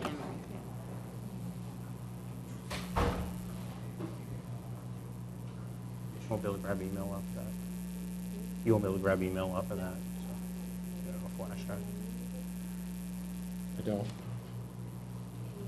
Yes. Sure. Do you have it ready? Yep. A. Fagan, F-A-G-A-N, @townofmilton.org. While we're waiting for this to happen, can you explain, because I think I understand it, but there was some confusion on the board. You know, originally there was was it a 36 or a 38 unit townhouse development? going to be a conventional project, not With no affordable. That's what we went for the rezoning for, and everybody said no to it. Yes. So, that's what, And that project could be that small because you could still contain, you wouldn't have to hook up. right, and I don't have to deal with 25% affordables, Correct, okay. which every affordable unit there, you have to build it and sell it for $187,000. So you're looking at $200,000 or $300,000 loss per unit. Because you got to pay for the infrastructure and build it. It sounds like one direct abutter would be the only party, potentially, who would, or are there other parties who have threatened to appeal? You don't know. When the first agreement that Marion sent to Paul, we made it clear that we wanted the selectmen to work with us as insurance, and we wanted every abutter and with 300 feet to sign. And let's move forward. Paul said he's ready to sign, I was ready to sign. And then we get lawyers' letters. And then it just snowballed into this one and that one. We need everybody on the same page, and let's just get this thing done and be done. Here's another question, maybe Mary can answer the question. Is there any way through legal agreement that he could give up his right to? No. You? No, I mean, it's, well, this is just simply my opinion, but in my opinion, you can't, by signing a document saying that you support a development, for example, at this stage of that you cannot, it's against public policy to require that, to enforce such an agreement and prevent somebody from being able to have recourse to a court appeal. You know, there might be cases, it might be a gray area here and there. In my opinion, it would Generally be not. against public policy. I have seen that kind of precedent. I don't have a whole bunch of research to show you tonight. I just want to say that the point of getting that type of, the point of asking for a signature from the abutters was to ask them straight out, do you support trying to do this 12-lot development? Or are you opposed right now? And you're going to, you're going to appeal it. Because if you're opposed now, you might as well tell the owner and the developer. There really isn't much point in any of us wasting our time with this if that kind of opposition exists. So that's why we asked, and I recommended that they ask the abutters and the abutters within 300 feet, these are people who might have standing to sue and appeal, whether they could support or not oppose such a development. And they did some work and they went around and they found some abutters were not saying they would support it at this point. That's the problem, really. In addition to the fact that you need assurance. And this is a very difficult thing to do. It's very difficult to try to get agreement on something like this. I think it's actually amazing that it's reached the point that it has. And for that reason, I think it's worth continuing to try to make it work, try to figure out what people are concerned about, and find a form of assurance that can satisfy the developer and the owner, find a satisfactory wording for the neighbors. I thought the wording was satisfactory. The condition to this agreement is that you have to go out and do the perking and that, you know, to show that you can do 12 lots on the site. So, I mean, you can show a plan and that's very nice, but if you can't perk the lots, then the plan doesn't do you any good. We do have 2 lots, I believe. One I know is perked. I think the second one is perked. There's 2 done. So I pretty much know the soils that we were running into. I'm not too nervous about the perking. But, David, it's a big job to get the engineers to, now has to be a definitive plan, because if I don't have that perk on that lot, it's junk, you know. No, I realize that, but I just, you know, To have the to engineer. sign off on something. Well, I'm signing off that I only move forward Yeah. if it perks. But I will go, once that's signed, I'm gonna go forward. But what I have to do is basically get the engineer, surveys, tree cutters, everybody in line, get everybody done. I gotta shut down for a week, because now it's a week of perking up there. Me standing there with the Board of Health agent, an engineer, and a machine there. I'm not gonna go up there as waste a week of my time in building season when I'm swamped and an appeals coming. It's just, this is crazy. I just add one, may I make one more comment? When this began in April, the way I looked at it is, this is an interesting proposal, but you cannot do it under our current zoning. This is a proposal that requires that you go to the Board of Appeals and ask that certain provisions of the cluster zoning bylaw be waived for this development. So you need a Board of Appeals to give variances. That's a difficult standard to meet, and it's definitely an appealable kind of request. And then you have to go, after you, if you succeed in getting a variance from the Board of Appeals, then you go to the planning board, go through the whole planning board process that you've all seen in many different instances that involves a complicated, detailed plan, all kinds of questions come up, all kinds of things have to be shown to the satisfaction of the planning board. So my view was, it's a good idea if you can all agree that you might want to pursue it, but let's all recognize that these permissions have to be granted for this to happen, and they're not going to be easy to get. And if the neighbors don't really support the 12-lot plan to begin with, then you really shouldn't go that way. Don't waste our time. Because of those, I mean, it's very unusual. My first reaction was, oh, you know, it's very complicated to do this.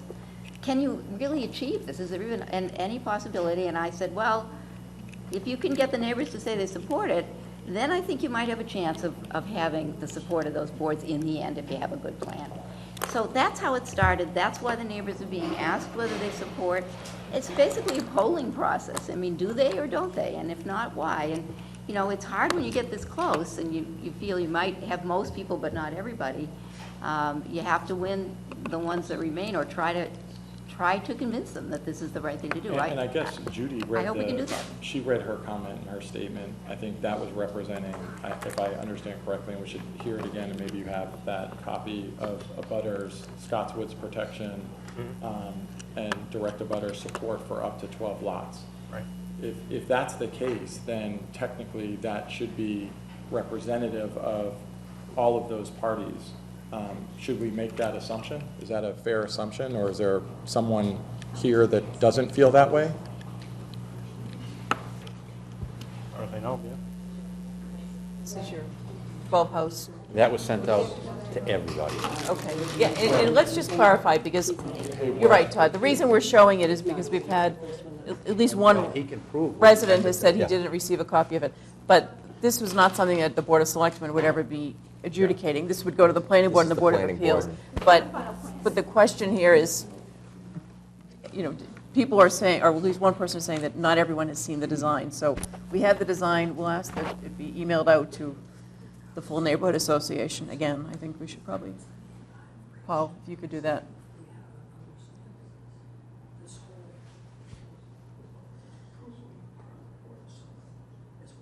So, I don't think he heard you.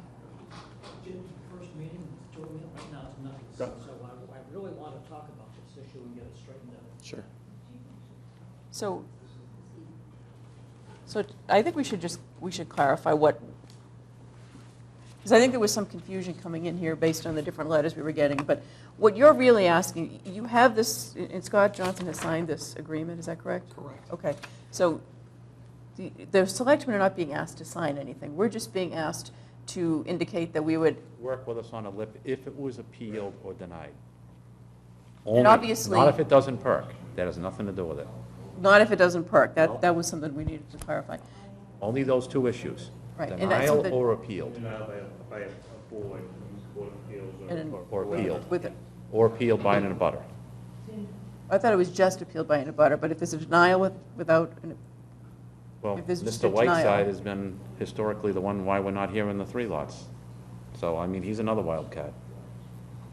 all right, so we're not being asked to sign anything. We're being asked to, if the neighbors have an agreement among themselves, I think we're all in favor of a worked-out agreement among the neighbors and the developer, and 12 houses, if that's agreeable to both sides, and it sounds like everyone here is willing to work towards that.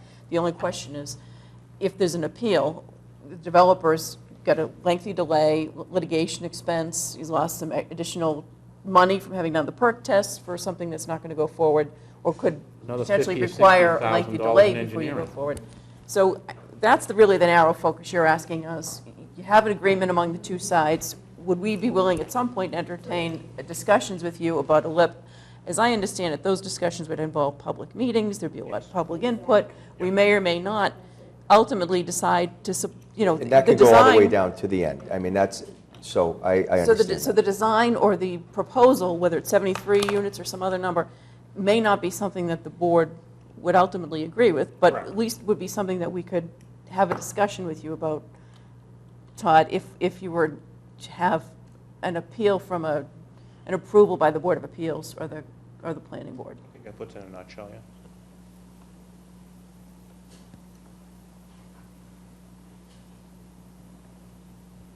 So this is the 12 units? Is this Yes. what we're looking at?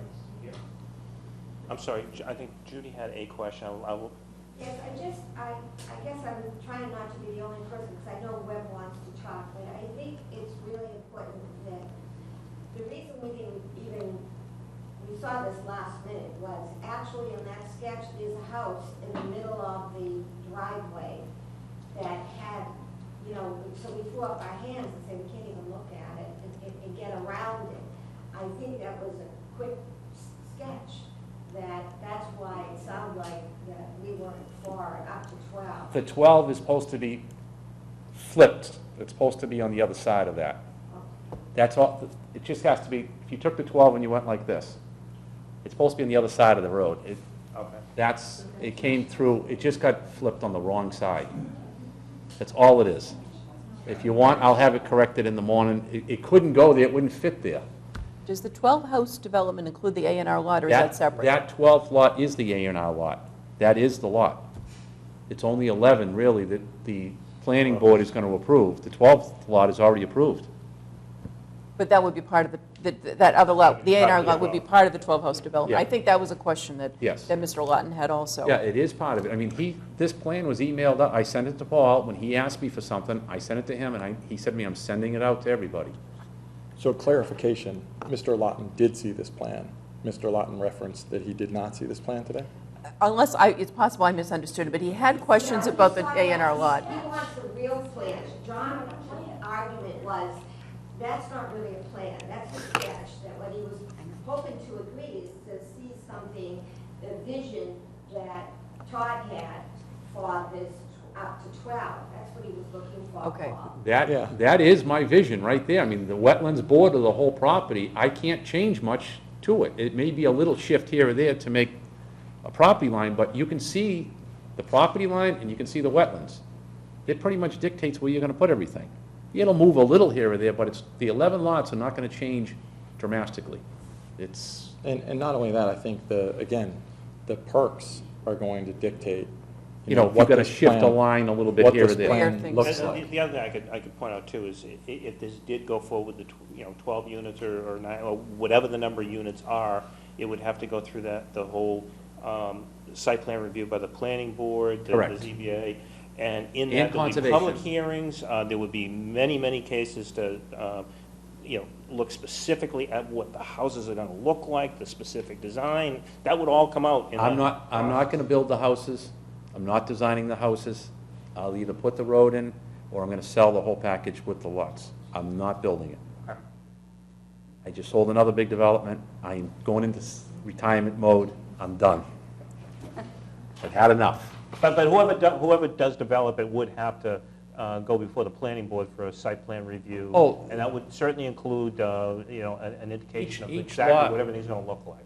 Well, each lot would have to go into the Joe Prondak, and they'd have to meet the height requirements and all the stuff. For a building permit. Everything's gonna be the same for any lot. It's not gonna be any different. And anybody buying those lots is not putting a shack up there, because they're gonna be spending too much money. Right. So I would assume they're gonna do some nice houses. And again, I think that's why we're imploring kind of the selectmen to, you know, we don't want to focus, none of us do, on a No. 40B. None of us want to focus on a LIP. We certainly don't support a LIP as the neighborhood or a 40B high-density project. I think you heard that directly from Scott Johnson. But I think this is where, you know, we have been, you know, pushed there, but we still don't support that. Right, understand. And as Katie said already, we're not here really to approve, disapprove a 12-unit development, No. other than to say that, you know, we greatly favor the type of density that we're talking about with 12 units compared to anything else. And beyond that, we don't have much say over the 12 units. The only reason this is here before us is because we would be involved in a LIP. Well, Correct. the approvals for the 12-house development is all going to wind up before the Board of Appeals. Correct. For the planning board. You're here to ask us for your fallback, and I guess it's your incentive to really sign this agreement, knowing that, I'm incur the ready to expense sign of it doing your tomorrow if perks. the selectmen, I'll sign that tonight, if you guys want to vote on it. I'm ready. I don't know how you want to handle this, Tom, but I guess what I'm thinking is, we've got, Sure, throw it I back at me. think, well, I mean, I don't expect I you didn't really should mean to throw also that at you, hear but from- I think that we have some neighbors and a developer who all want the same thing to happen. Yes. And we were at, you know, Anne Marie and I have been at a lot of the 40B hearings before the Board of Appeals on the Henrys and the Randolph Ave. The very last hearing, I think a very wise person in town had it right. John Leonard is the chairman of the Board of Appeals. Marion, you know him well. I know John. He's a very wise man. He said to the developer on the Randolph Avenue 40B development, he cited the book Getting to Yes. And he said there should have been, the parties should have gotten together, the developer should have been willing to talk with the town to work something out for a much lower density at that site. And he talked about the benefits of everybody trying to work toward a compromise and achieve a good result. It sounds like we have a group of neighbors here who want to achieve a 12-house development. That's what you want to achieve. You don't want to do the LIP or the 40B. That you live in the neighborhood, Todd. I know you've told me that. Yep. That's not your preference. But you're concerned that there could be an appeal by one neighbor, maybe by more than one neighbor. What if we were to ask the neighbors and the developer to have some further discussions, see if this now, I don't know, if it sounds like it has gone to everybody, but there was maybe a concern that there, or a request that there be an updated plan. I'm not sure that we should vote on it tonight. I wonder whether we should, we're not meeting for another 2 weeks. Should we try to schedule a special meeting to come back and take this up again and give the developer and the neighbors a few more days? I know that the timing is short here. You need to do the test. The perks are worrying me, because if we get too far along, I got to wait for an engineer to actually now set this in stone for a survey to find the lines out there. And if I call him, he says, I can't touch it for 2 weeks, and then the survey is a couple weeks, and now we're into October, and if we start getting 8 or 9 inches of rain, we're all done. Now, I'm in a vice again. I mean, to answer your question, I would have no problem taking this under advisement now and coming back next week sometime and having a full discussion after we have a week to kind of sleep on it and think about all. But I understand Todd Hamilton's point of view. He is a businessman, and as any businessman would, you want to put as many of the contingencies, the bad things that can happen, you want to mitigate them as much as possible. Clearly, he loses a lot of money if he has to wait 2 years. Right, I agree with that, and I've I already done understand there's 36 been months. an extensive delay here. There's, unfortunately, a 3-house development didn't go forward, should have, but didn't. And that's all water under the bridge right now. Yep. But I think what we need is, I'd like to see the neighbors, and maybe Mr. Corliss, who's the director butter, who's been involved in litigation with you, I'd like to see the group get together and have a follow-up discussion, see if there's any further progress that can be made. You've made a lot of good progress. Let's see if we I can make a agree. little I bit more think we've come a progress. long way. I agree, too. I think you've made a lot of progress, Come a and I long think way. that everybody agrees that we'd like to see something up to 12. I think it would be great. I think with that you. the neighbors would love it. I think that it works for everyone, and that's, as Katie said, that, you know, I think the common goal is to get to that point. I think, though, there are some concerns, and so I agree with Mr. Chairman, saying that we probably should sleep on it a little bit and let you guys meet and vet that process to ensure that all the Ts are crossed and the Is are dotted on I this. agree with you. And in that case, if there is that feeling still from neighbors that are focused on a self-interest, what options do we have to kind of move forward knowing that we are not supportive of a 40B as a neighborhood?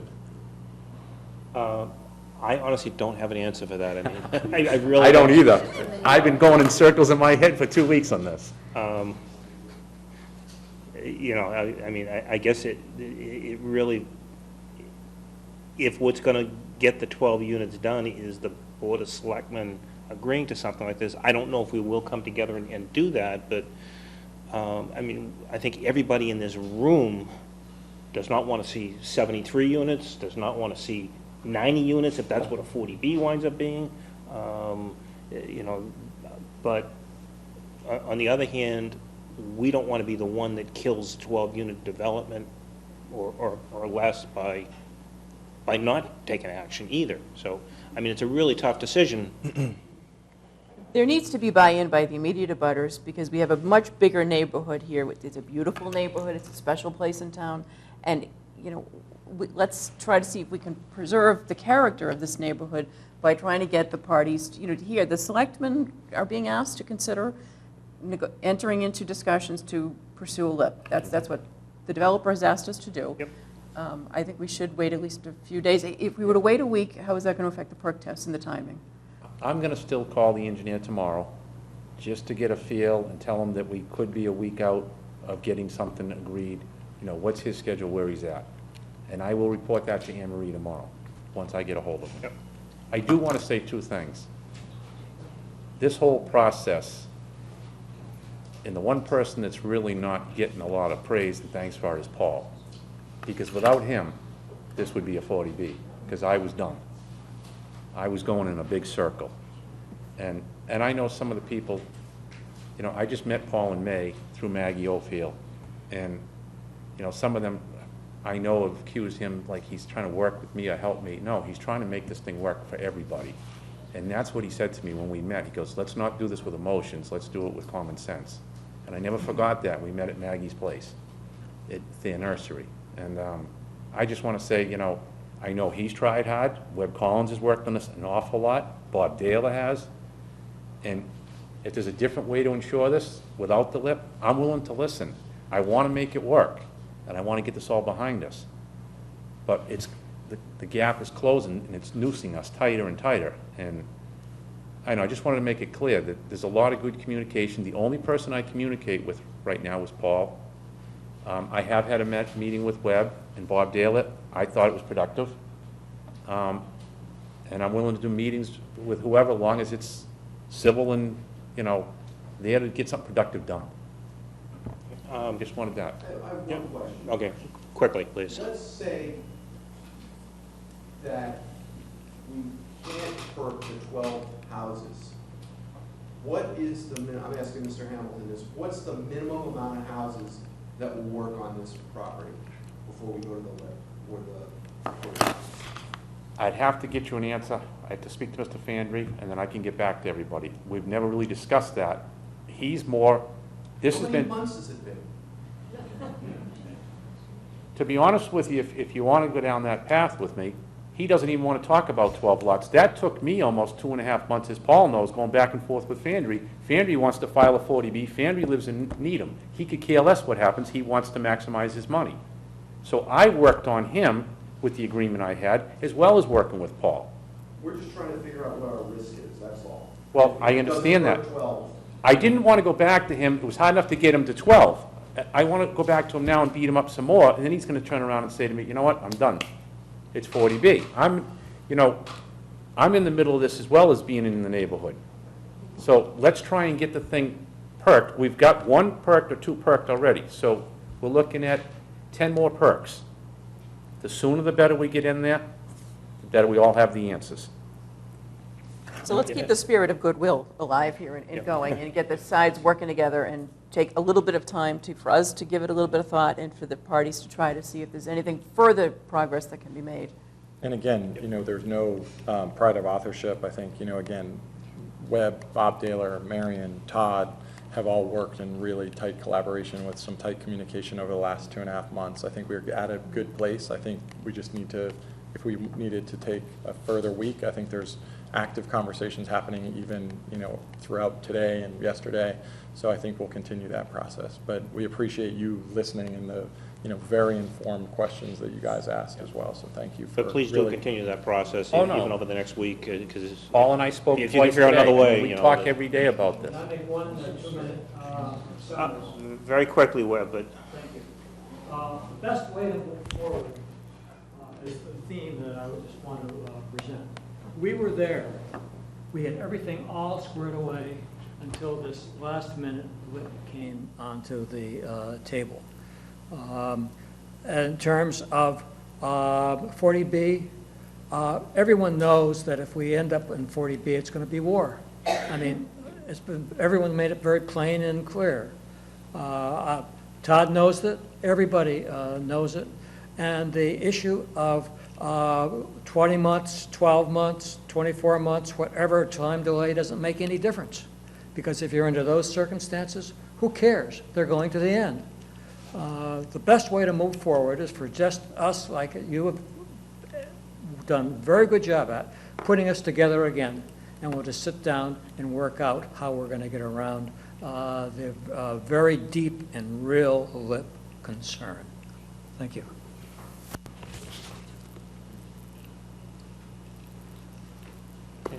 And if someone can come up with an idea different than the lip for security, something I'm missing, a different way to make this thing go, I'm willing to listen.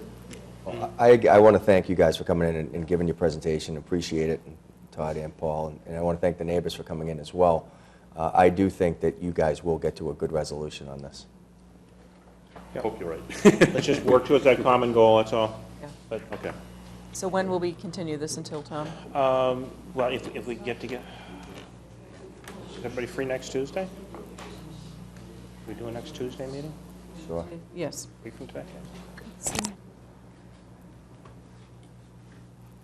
It will just be, and just try and have this on the agenda and nothing else, Yeah. so that it'd be a, well, wouldn't necessarily be a short meeting, but We can always hope. August 11th, okay, that's perfect. 7 PM. Yeah.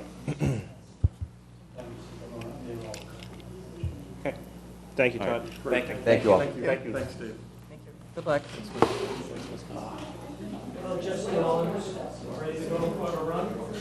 We have to post a meeting for next Tuesday, the 11th, at 7. And this will be the only thing on. 7.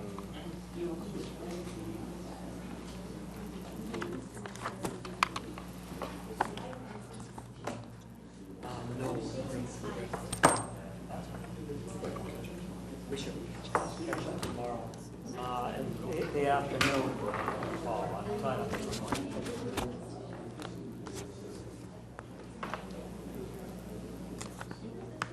Thank you. Thank you, everyone. The bonds? The bonds The up bonds are next, yeah. All right, I'm recused on the bonds, so. Because I work with bond counsel. So, go out and join the neighbors. Okay.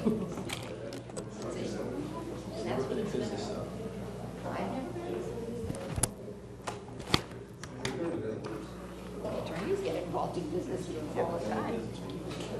Yeah, very good. Oh, my pleasure. It's nice to meet you. John wanted his comments, and thank you very much, by the way. And can I just get your name? Scott Jones. Whole building cleared out. Peaceful. What address then? He's on Hillside. He's not on Stone Hill Lane. Okay, He's on the first yellow house as you come into okay, Hillside I'll just Street. look From around. right off Scott Avenue. Johnson on Hillside, I'll find that. Oh, thank you. Scott, on Hillside. 11 Hillside. I wanted to make sure you were on different, Scott. I'm the Scott Johnson. The other did a nice job. Thanks. You guys have a good night. Thank you. There's no reason why you guys should have to guarantee, the town should have to guarantee him a profit. So that's what he's trying to get. Okay, item 8 on the agenda is the bond approval and signature. Town Treasurer James McAuliffe has accepted a bid for the sale of general obligation bond anticipation notes in the amount of $4,821,364 dated August 12, 2015, and is payable by August 12, 2016. So they're one-year notes by Eastern Bank at par, and accrued interest, if any, plus a $30,085 premium, and the basic rate is 1%. Okay, so would you like me to read through the entire thing, Mr. Chair? Fortunately, I can do yes. it. Okay, so I'll move that we approve the sale of a $4,821,364 1% general obligation bond anticipation note, the note of the town dated August 12, 2015, and payable August 12, 2016 to Eastern Bank at par and accrued interest, if any, plus a premium of $30,085.31, that in connection with the marketing and sale of the notes, the preparation and distribution of a notice of sale and preliminary official statement dated July 21, 2015, and the final official statement dated July 28, 2015, each in such form as may be approved by the town treasurer, be and hereby are ratified, confirmed, approved, and adopted. That the town treasurer and the Board of Selectmen be and hereby are authorized to execute and deliver significant events disclosure undertaking in compliance with SEC Rule 15C 2-12 in such form as may be approved by bond counsel to the town, which undertaking shall be incorporated by reference in the notes for the benefit of the holders of the notes from the time to time. That we authorize and direct the town treasurer to establish post-issuance federal tax compliance procedures in such form as the town treasurer and bond counsel deem sufficient, or if such procedures are currently in place, to review and update said procedures in order to monitor and maintain the tax-exempt status of the notes. That each member of the Board of Selectmen, the town clerk, and the town treasurer be and hereby are authorized to take any and all such actions and execute and deliver such certificates or receipts and or documents as may be determined by them or any of them to be necessary or convenient to carry into effect the provisions of the foregoing votes. I will second that.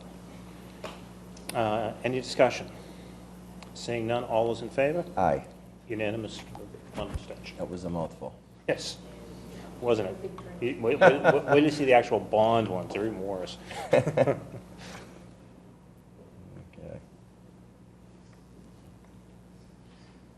Welcome back. So item 9 on the agenda is the acceptance of a Milton Women's Club donation to the Milton veterans. Okay, I'll move to accept the donation from the Milton Women's Club for $200 to be used to benefit the veterans of Milton in appreciation of their service to our country. Motion made and seconded. I'd like to thank the Women's Club for the generous donation. Any further discussion? Seeing none, all's in favor? Aye. Aye. Unanimous. Item 10 is the acceptance of the Copeland Family Foundation DARE grant. Move to accept the donation from the Copeland Family Foundation Board of Directors in the amount of $20,000 to the Town of Milton DARE program to be used specifically for DARE education, including curriculum, related field trips, and summer programs. Second. Okay, motion been made and seconded. And again, thank you to the Copeland Foundation. Without that $20,000 donation, there would be no drug awareness program for the youth in this town. That is a good program. It is a great Phenomenal program. So any further discussion? Seeing none, all's in favor? Aye. Aye. Unanimous. Let's see, item 11 is a vote for, vote the articles for inclusion in the October 2015 special town meeting. And we have a list here someplace right here. So there are 16 potential articles at this point. Do we want to read through them in general form, or do we just want to accept them? And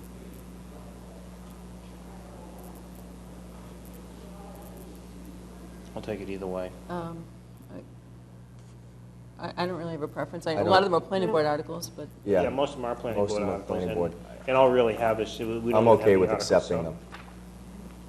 Some of them are our articles, but I'm not sure, we talked a little bit about a couple of them, but since we're the ones submitting them, I guess we should talk about just those ones as to whether we definitely want to go forward with them. Okay. The first three of the Board of That's Selectmen's agreeable, articles, yeah. so I would think you'd want to talk Yeah, about so, those, because you have to vote those, Right. your Anyways. articles. So number one is the amendment to Chapter 20 of the general bylaws, and Katie, if you want to just talk quickly about that, you can. Okay, that's just really a housekeeping article. We said at the May town meeting when we approved the strong town administrator article that there'd be certain things that would need to follow, including because the strong town administrator would be appointing the police and the fire chiefs, we'd want to conform the existing police chief selection process bylaw to reflect the fact that it's the town administrator rather than the board Right. who would be making that appointment. And we talked about writing an article for the fire chief so that so there's a process in place for that be to happen, similar. even though it's the town administrator rather than the board making the appointment. But that one we have to start from scratch. We don't have an existing bylaw. So Right. that one, This one's just wordsmithing of a few. this is just wordsmithing. Yeah. Although the one thing in it that we might want to think about is in that section that designates the committee in Section 1, Section 1A, initially it used to be the town administrator serving on this committee when it was appointed by the board. Right. The question is, do we want to put in there one member of the Board of Selectmen designated by the Board of Selectmen as a member of this committee that would be appointed by the town administrator? Yeah. And that's kind of just an open I question. believe we should. Sounds reasonable, that we have a say on who, either one of us or our an appointee by us, yeah. I think that makes sense. Okay. Um, I think the way it's worded, it would have to be a selectman because it's one member of the board designated by the Board of Selectmen. So we can Okay. change the wording on it if we wanted it to be, Or or the board's designee. designee. But I'm always in favor of having the, I think just a member of the Have a Board of choice. Selectmen. You like the choice? personally, I like the choice. I mean, it would still take a vote of, the majority vote to be Majority a vote, true. designee as opposed to a selectman, but, I'd be more in favor, in my opinion, just of having a member of the board, since we are the elected officials. yeah. I can be persuaded either way, to be perfect. yeah, I guess I'd agree with that. Just either that or why would we even have somebody on the board? Because we already have members of the public being, well, 3 residents of the town, yeah, being appointed, plus a member of the police department. Yeah. And a member of the personnel board, so. Hmm. Seems that either we'd want a selectman on the committee or just make it a 5-member committee that would, Yeah. if we don't want I to have no select. problem with that. I have no problem.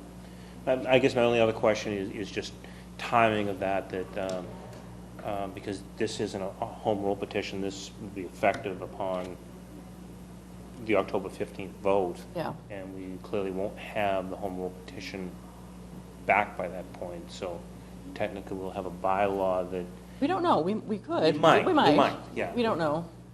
And that gets to the next article, there's a bit of well, actually, no, that gets to the letter, then there's another article that we'd be submitting that's kind of related to the Chapter 20 of the general bylaws. The next one is, at the town meeting, there was a town meeting member who raised the question of the fact that we had special legislation that was put in place in 1989 to have the board appoint the police chief.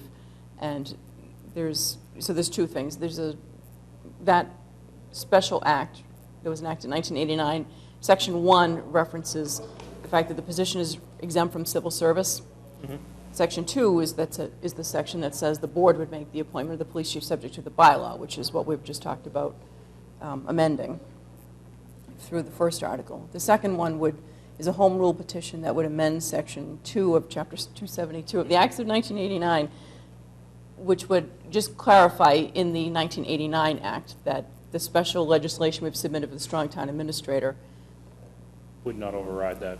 It's consistent. Yeah. just to make them consistent. So that and the idea was that so there won't be any confusion.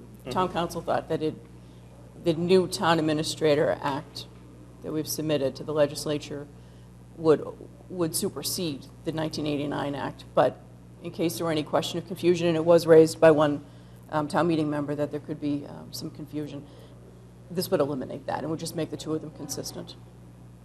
Yeah. And we do have a draft letter I don't know if you want to talk about it now. I guess this would be the right time to talk about it since it's related to these 2 articles. We have a draft letter to the 3 legislators, Senator Joyce, Representative Timilton, Representative Cullinane, to ask them to add 1 sentence to the home rule petition to clarify that we're not removing the police chief from the civil service exemption. Right. Okay. The third one is the abandonment of the wind turbine project, and the, Excuse me, Mr. Chairman, Selectman Conlon had sent you 2 versions of the letter to the legislature. I just didn't know which version you wanted to approve so that we can print it out and have you sign it.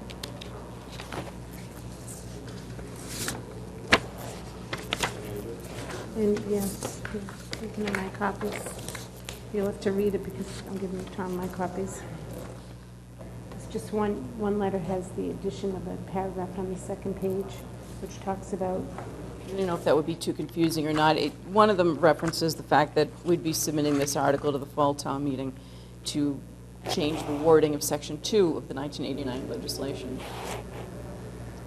So the question is, do we want to alert them to that and let them know that's a coming attraction? We'll have another home rule petition coming to them after October if town meeting passes it. Or do we leave that out and just ask them to add the language, and the only language they'd be adding is a sentence saying Section 1 of Chapter 272 of the Acts of 1989 is not amended by this act being the Strongtown Administrator Act.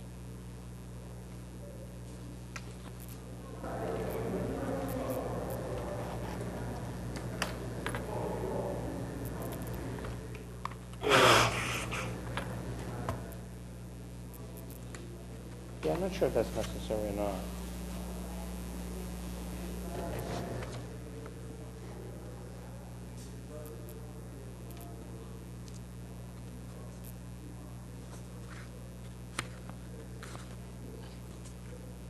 Yeah, I didn't feel strongly so one way you or want the to other approve about it. version 2? Can I have just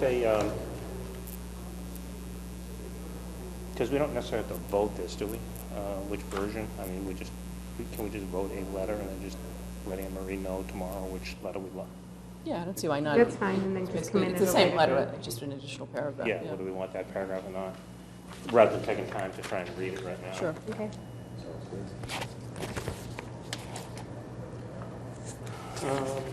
Okay, the third article of the Board of Selectmen is the abandonment of the wind turbine project, which we talked about at our last meeting, and appropriate the remaining amount borrowed. So we'd be rescinding the unissued balance of the wind turbine project, abandoning the project, and then the $360-some-odd thousand we would be repurposing. Right now, the article is written generally, so it doesn't say what we're going to be repurposing it for. The recommendation would be, would contain the reason for repurposing. And I think that's a good idea because now that gives us time to get it to the capital committee, get their formal recommendation, since it is a capital project, back to the Board of Selectmen. And we can vote from there. Identify the specific repurposing in the recommendation. Yes. The rest of those are the only. The rest, yeah, those are the only ones that are ours. The rest of it are all, there's one by the treasurer to rescind all the other unissued borrowings. And there's a little more money to be repurposed in there. And I did have a question on that one. I talked to Anne Marie today about, that is specific as to where that 160-some-odd thousand is going to be repurposed. And again, the capital committee, and since the capital committee is supposed to weigh in on all capital projects, and even though these things are authorized by, there's still choices that could be used for something other than that. I think we should still get the recommendation of the capital committee. But, so we're kind of still working through that, but Boy, these planning board articles are very lengthy, aren't they? yes, yes. This might be the size of an annual town meeting warrant rather than a special town meeting warrant if they all go forward. Now, the only other thing the only thing else we were asked to potentially consider, and since it was an article we were asked to consider, was the shade tree. The shade tree committee. And again, since this is a special town meeting, it would require 100 signatures to get it submitted as a citizen's petition. we could submit it. Personally, since it is an administrative function in terms of, the more so than a town meeting function of, where to plant trees, how to plant trees, I would rather see it, if we are going to have a shade tree committee, which many communities have, and more seem to be selectmen appointed, some appear to be conservation board appointed, which may make sense too, since they are the ones that kind of deal with trees already in this town. So there's a lot of different things. I don't think we're ready to put it on as an article right now. My personal thought is, I don't have it, and because I saw one other email today from the person that is putting it forward that says that he wants to see it memorialized in a bylaw. I'm not sure I have an objection to that, as long as that bylaw would have it not a moderator-appointed committee, but either a selectman or a conservation board-appointed committee. And then the decision can be made if you're going to fund that committee with any money or not, as opposed to burying the money in the DPW budget, which is what's been done in the past. So, I agree, it shouldn't be a moderator-appointed committee. As we said at the meeting with the Town Government Study Committee last week, that's really inconsistent with the strong town administrator to have a moderator appointing this committee. This should really be under the board, so that it's under the executive management of the town. yeah. Agreed. So I agree with you on that. I don't feel strongly one way or the other whether we submit the article now or later, or just appoint the committee. That seems to be what you're suggesting, Tom. Yeah, I would say, maybe we could, take it up at our next meeting, whether we wanted to appoint a committee now, and then later on, have a bylaw that would kind of memorialize the action that we took, I guess. I think that would make sense. I think I'd be in favor of appointing a committee and then, in meeting and talking a little bit about it, and then, whether or not, what kind of funding it would have. And Right, exactly. And then for, I suppose if there were an article to be filed, we would have a strong town administrator at that point, and it would be the town administrator then, as opposed to the Board of Selectmen. under the direction of, yeah. Yeah, but, Yeah, I guess that's a good question. Would it be that, or would it be still a selectman-appointed committee? I think it could be either, I guess, Yeah, as long as it's not the moderator. No, I'd be appointed working in committee. concert, I believe, with You'd the want it to strong town be administrator. working with the Yeah. executive branch, yeah. okay, so that's about it on the articles. And I guess with the planning board, since we've given them a lot of leeway on making edits, withdrawing articles, some of these, it sounds like they've given us all of the potential universe of articles, and then Yes. there may be fewer going forward Right, later on. potentially, so it could be pulled, or, One thing we did for the May town meeting, remember we sent out the articles to town meeting members early in the process? yeah, I think that's a good idea, and I hope that process continues, yeah. I think it was the town clerk obviously sent the email, but I think it was at I know it was at the request of us, the Board of Selectmen, that get done. There's a lot of lengthy articles here. I guess we'd have to just notify town meeting members in the email that the planning board articles are subject to change, possibly some others, but. Right, and you may want to give it a little bit of time just to make Yes. sure there's nothing, but yeah, they need it in sufficient time that they can read it and digest it before town meeting. Do you want to wait till after the planning board's public hearing? When is that? I think it's September 10th or 11th. Well, actually, it probably should go before their public hearing, because the idea was so that town meeting members would get the articles kind of, even if they don't have time to read them, and these are pretty lengthy, at least know what's out there, so that if there's a topic that's of particular interest, then they could go to the public hearing and weigh in at the public hearing. So Did we we'd do that probably, in print or by email, or how? by did we- email, Yeah. just by email. Yes. That, obviously, it'll take a little while to get all of these into one document and get Okay. them. Right. But I would think if their public hearing is September, we'd probably want to get it out by late August to the Yeah, town meeting yeah. members. Okay. Did we put that up on the website as well? I don't recall, yeah, I think we did. Yes. Okay.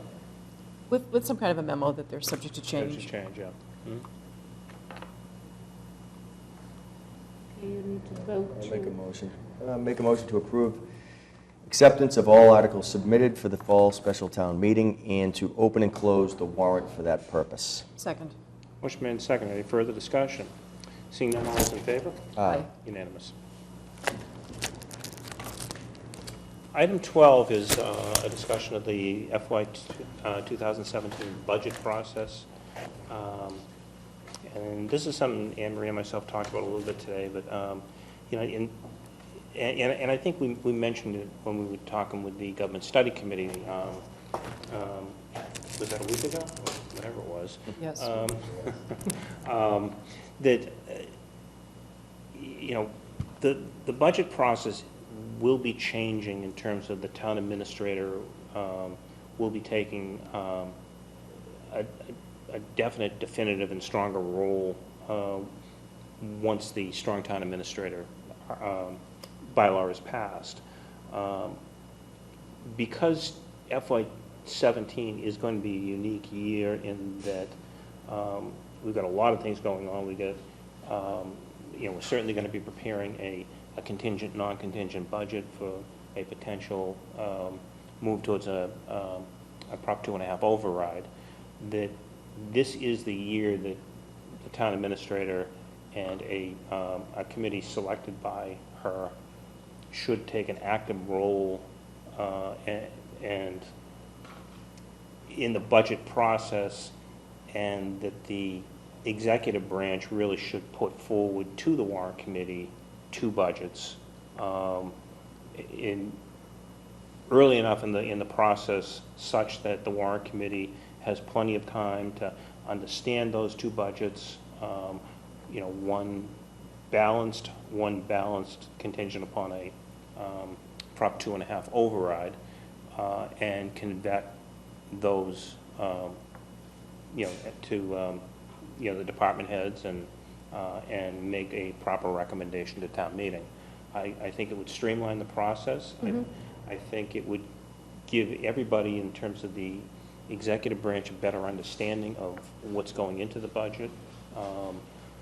We would be able to, you know, drill down and vet out with each one of our department heads, you know, exactly, you know, what level service is, what you need, what you can do without, and drill down to, you know, some good decisions. So that's the thought, and that probably will be the process going forward anyways. So I guess we just kind of set this time to just discuss that issue. If anybody has any further comments on it. No, I agree with that. I think that we all agree, and we talked about this, that our town administrator and town accountant should be involved in that process. I think it's very helpful. I think that in doing it early in the process is going to only allow us to prepare a better budget, I think, for the town. Right. And also, if I may add, Mr. Chairman, I think that the practice of the town accountant and the town administrator handling the revenue projections.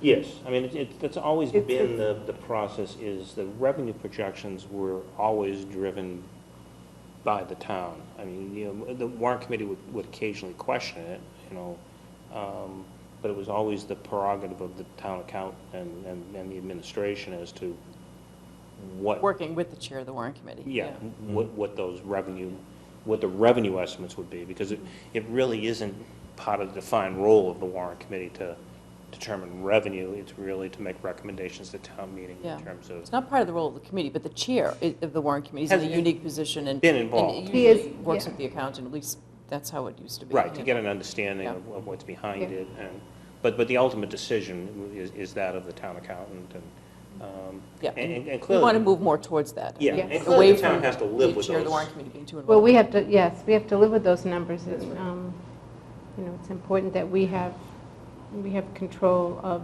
what we project as the revenue numbers for the town. I agree with that. So this is sort of a transition year where the legislation's pending. We want to start doing as much as we can to go to the Strong Town Administrator. Tom, what are you thinking? I'm thinking that you as the chair still have to be, given that it's a transition year, very involved in the budget process. Is that what you're thinking? Or how are you anticipating handling this in terms of your involvement versus Just the town administrator? Yeah, I was thinking that I would be an overseer of the process, as opposed to on the committee. I want to make the working group, the people that really understand the numbers and what's behind the numbers.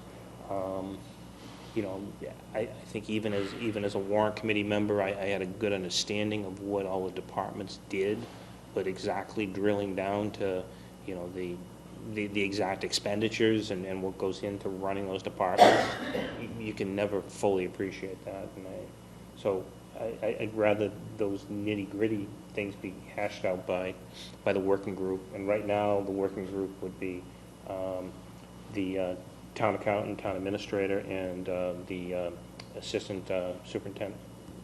Assistant Superintendent for Business Affairs For the schools. would be what I would recommend that the working group consist of.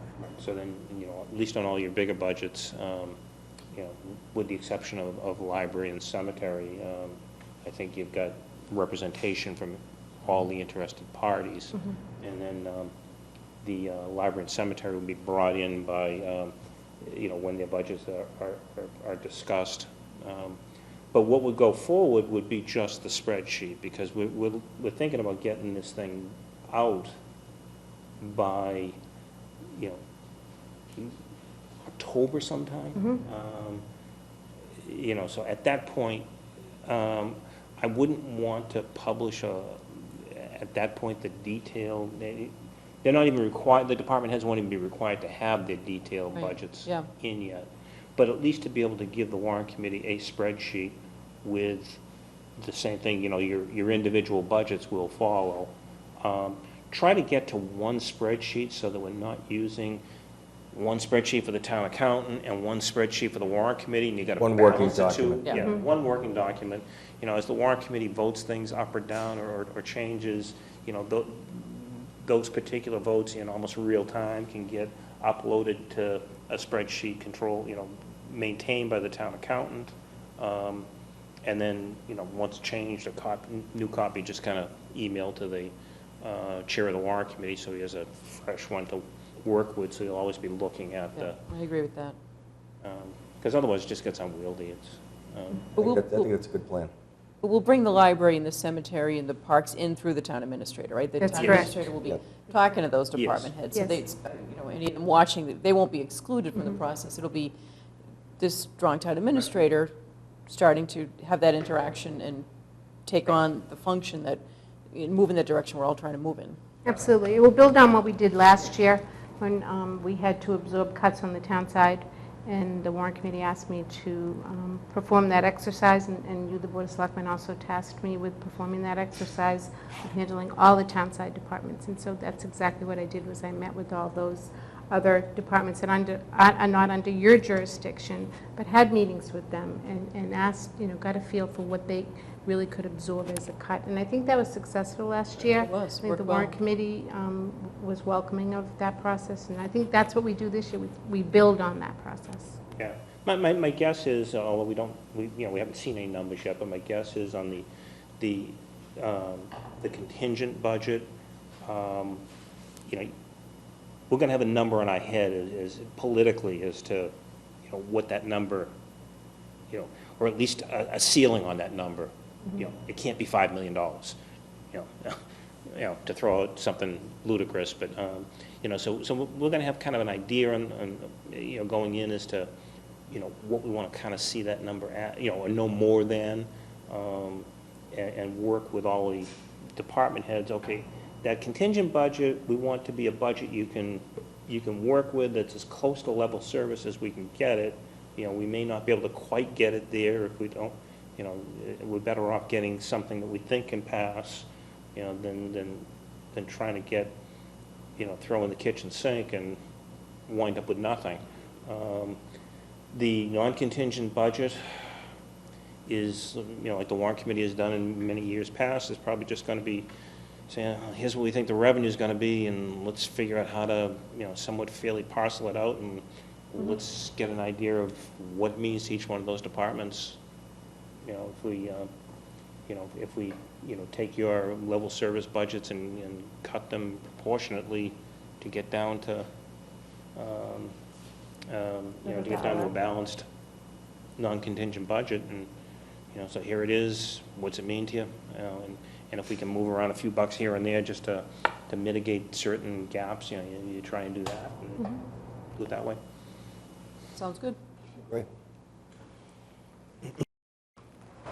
Okay, item 13 is board and committee appointments, capital improvement committee. I'll move to appoint Stephen McCurdy of 65 Belcher Circle to the Capital Improvement Committee to serve through August 2016. Second. Motion made, second. Any further discussion? Seeing none, all's in favor? Aye. Aye. He's the warrant committee's appointee, is that Yes. correct? Yes, that's That's correct. correct. Item 14, board and committee appointments, Fair Housing Committee. I'll move to Excuse appoint. me, Oops, yeah, we have a change. Mr. Chairman, you have a change of Yes. motion on that one? You do, yep. I have Oh, it you here. did change it in there? I apologize, I didn't realize it was changed on your No, sheet that's as okay. well. Better to Oh, double it is, check. yeah, okay. Okay, I'll move to appoint J. Thomas Hurley of 714 Blue Hill Avenue as the Board of Selectmen's designee and Alexander Whiteside of 79 Hillside Street as the Planning Board's designee on the Fair Housing Committee, and William B. Clark Jr. of 116 Ridgewood Road as the Fair Housing Officer to serve through August 2016. Second. Motion been made and seconded. And we still have a resident appointment that we're still looking to fill. I'm You're working on that. I've working been with on me vacation. on that, yes, Mr. Yes. Chairman. So, any further discussion? Seeing none, all's in favor? Aye. Unanimous. Item 15, board and committee appointments, Master Plan Implementation Committee. I'll move to appoint Kathleen M. Conlon of 42 Reedsdale Road as the Board of Selectmen's designee to the Master Plan Implementation Committee to serve through August 2016. Should I second it, or do you want to second it, Tom? I'll Since second I'm- it. I will second it. Okay. So motion been made and seconded. You do realize this is a 10-year committee, don't you? Yes, but I'm only appointed through August of 2016. so- I thought that's at 2026. Any further discussion? Seeing none, all's in favor? Aye. Unanimous. Item 16, board and committee appointments, Norfolk County Advisory Board. I'll move to appoint Joseph Reardon of 49 Grafton Avenue to the Norfolk County Advisory Board to serve through August 2016. Second. Motion made and seconded. Any further discussion? Seeing none, all's in favor? Aye. Unanimous. Town Administrator's Report. Yes, Mr. Chairman, I do have one thing that I would like to report, that it is good news. It looks like the clock that was the gift of the 350th to the town of Milton, we will be having a dedication service, ceremony on that. I'm hoping to have it August 18th, around 11 a.m. in the morning, and I will be sending out invitations. And Great. I think that's a huge gift from the 350th committee, and I think that a ceremony is well deserved. That's great. Perfect. Very nice. Working on that now with staff member in your office, Barbara Martin. And that's it, Mr. Chairman. Okay. Chair has nothing to report. Members' reports? Just want to follow up on the passing of Al Thomas, and I was very fortunate to have played for the Al Thomas A's, and it's quite a fraternity, and you really can't sum up what he was as a true gentleman to the town of Milton, a real rare jewel, I'll say. His generosity was just over the top. I mean, he did things that you would never even know. He was just such a humble man. This was a guy always with a smile on his face. Always with a smile. So, I mean, I'd like to propose, Mr. Chair, that at some point we form a committee to do something in honor of his name at some point for the town. Sure. I mean, I'd be open certainly to. I think doing that in mind, he's sure. made such an impact on the town,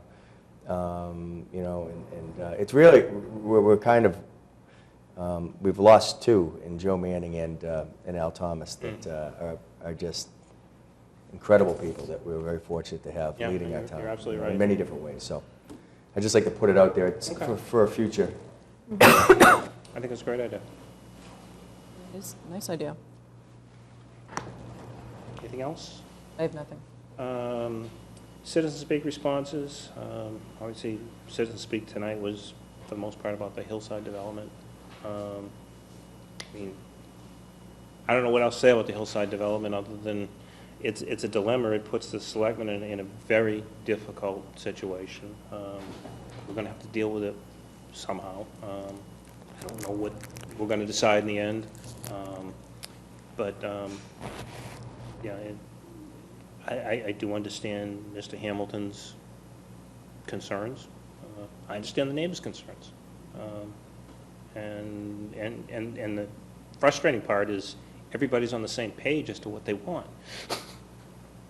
Yeah, or most of them Within anyway. reason. Most of Within them, reason. yeah. Most of them. I think, though, I think it can be a positive outcome. I think that, I think that if they get together and really work out the small details that aren't so small. Yes, exactly. So let's hope. Going on for an awfully long time, Trying to get the neighbors and the developer together has been a big task Yes. for many people, and Yep. it'd be nice to see it all come together. I agree. Okay, item 22 is executive sessions. I'm going to propose a motion to enter into executive session to consider the purchase, exchange, taking, lease, or value of real property, 0 Central Ave, believing that having such discussion in open session may have a detrimental effect on the negotiating position of the governmental body, and to return to open session for the purpose of adjournment. Second. Motion made and seconded. Mrs. Conlon? Yes. Mr. Burns? Yes. Mr. Hurley, yes. So we are in executive session.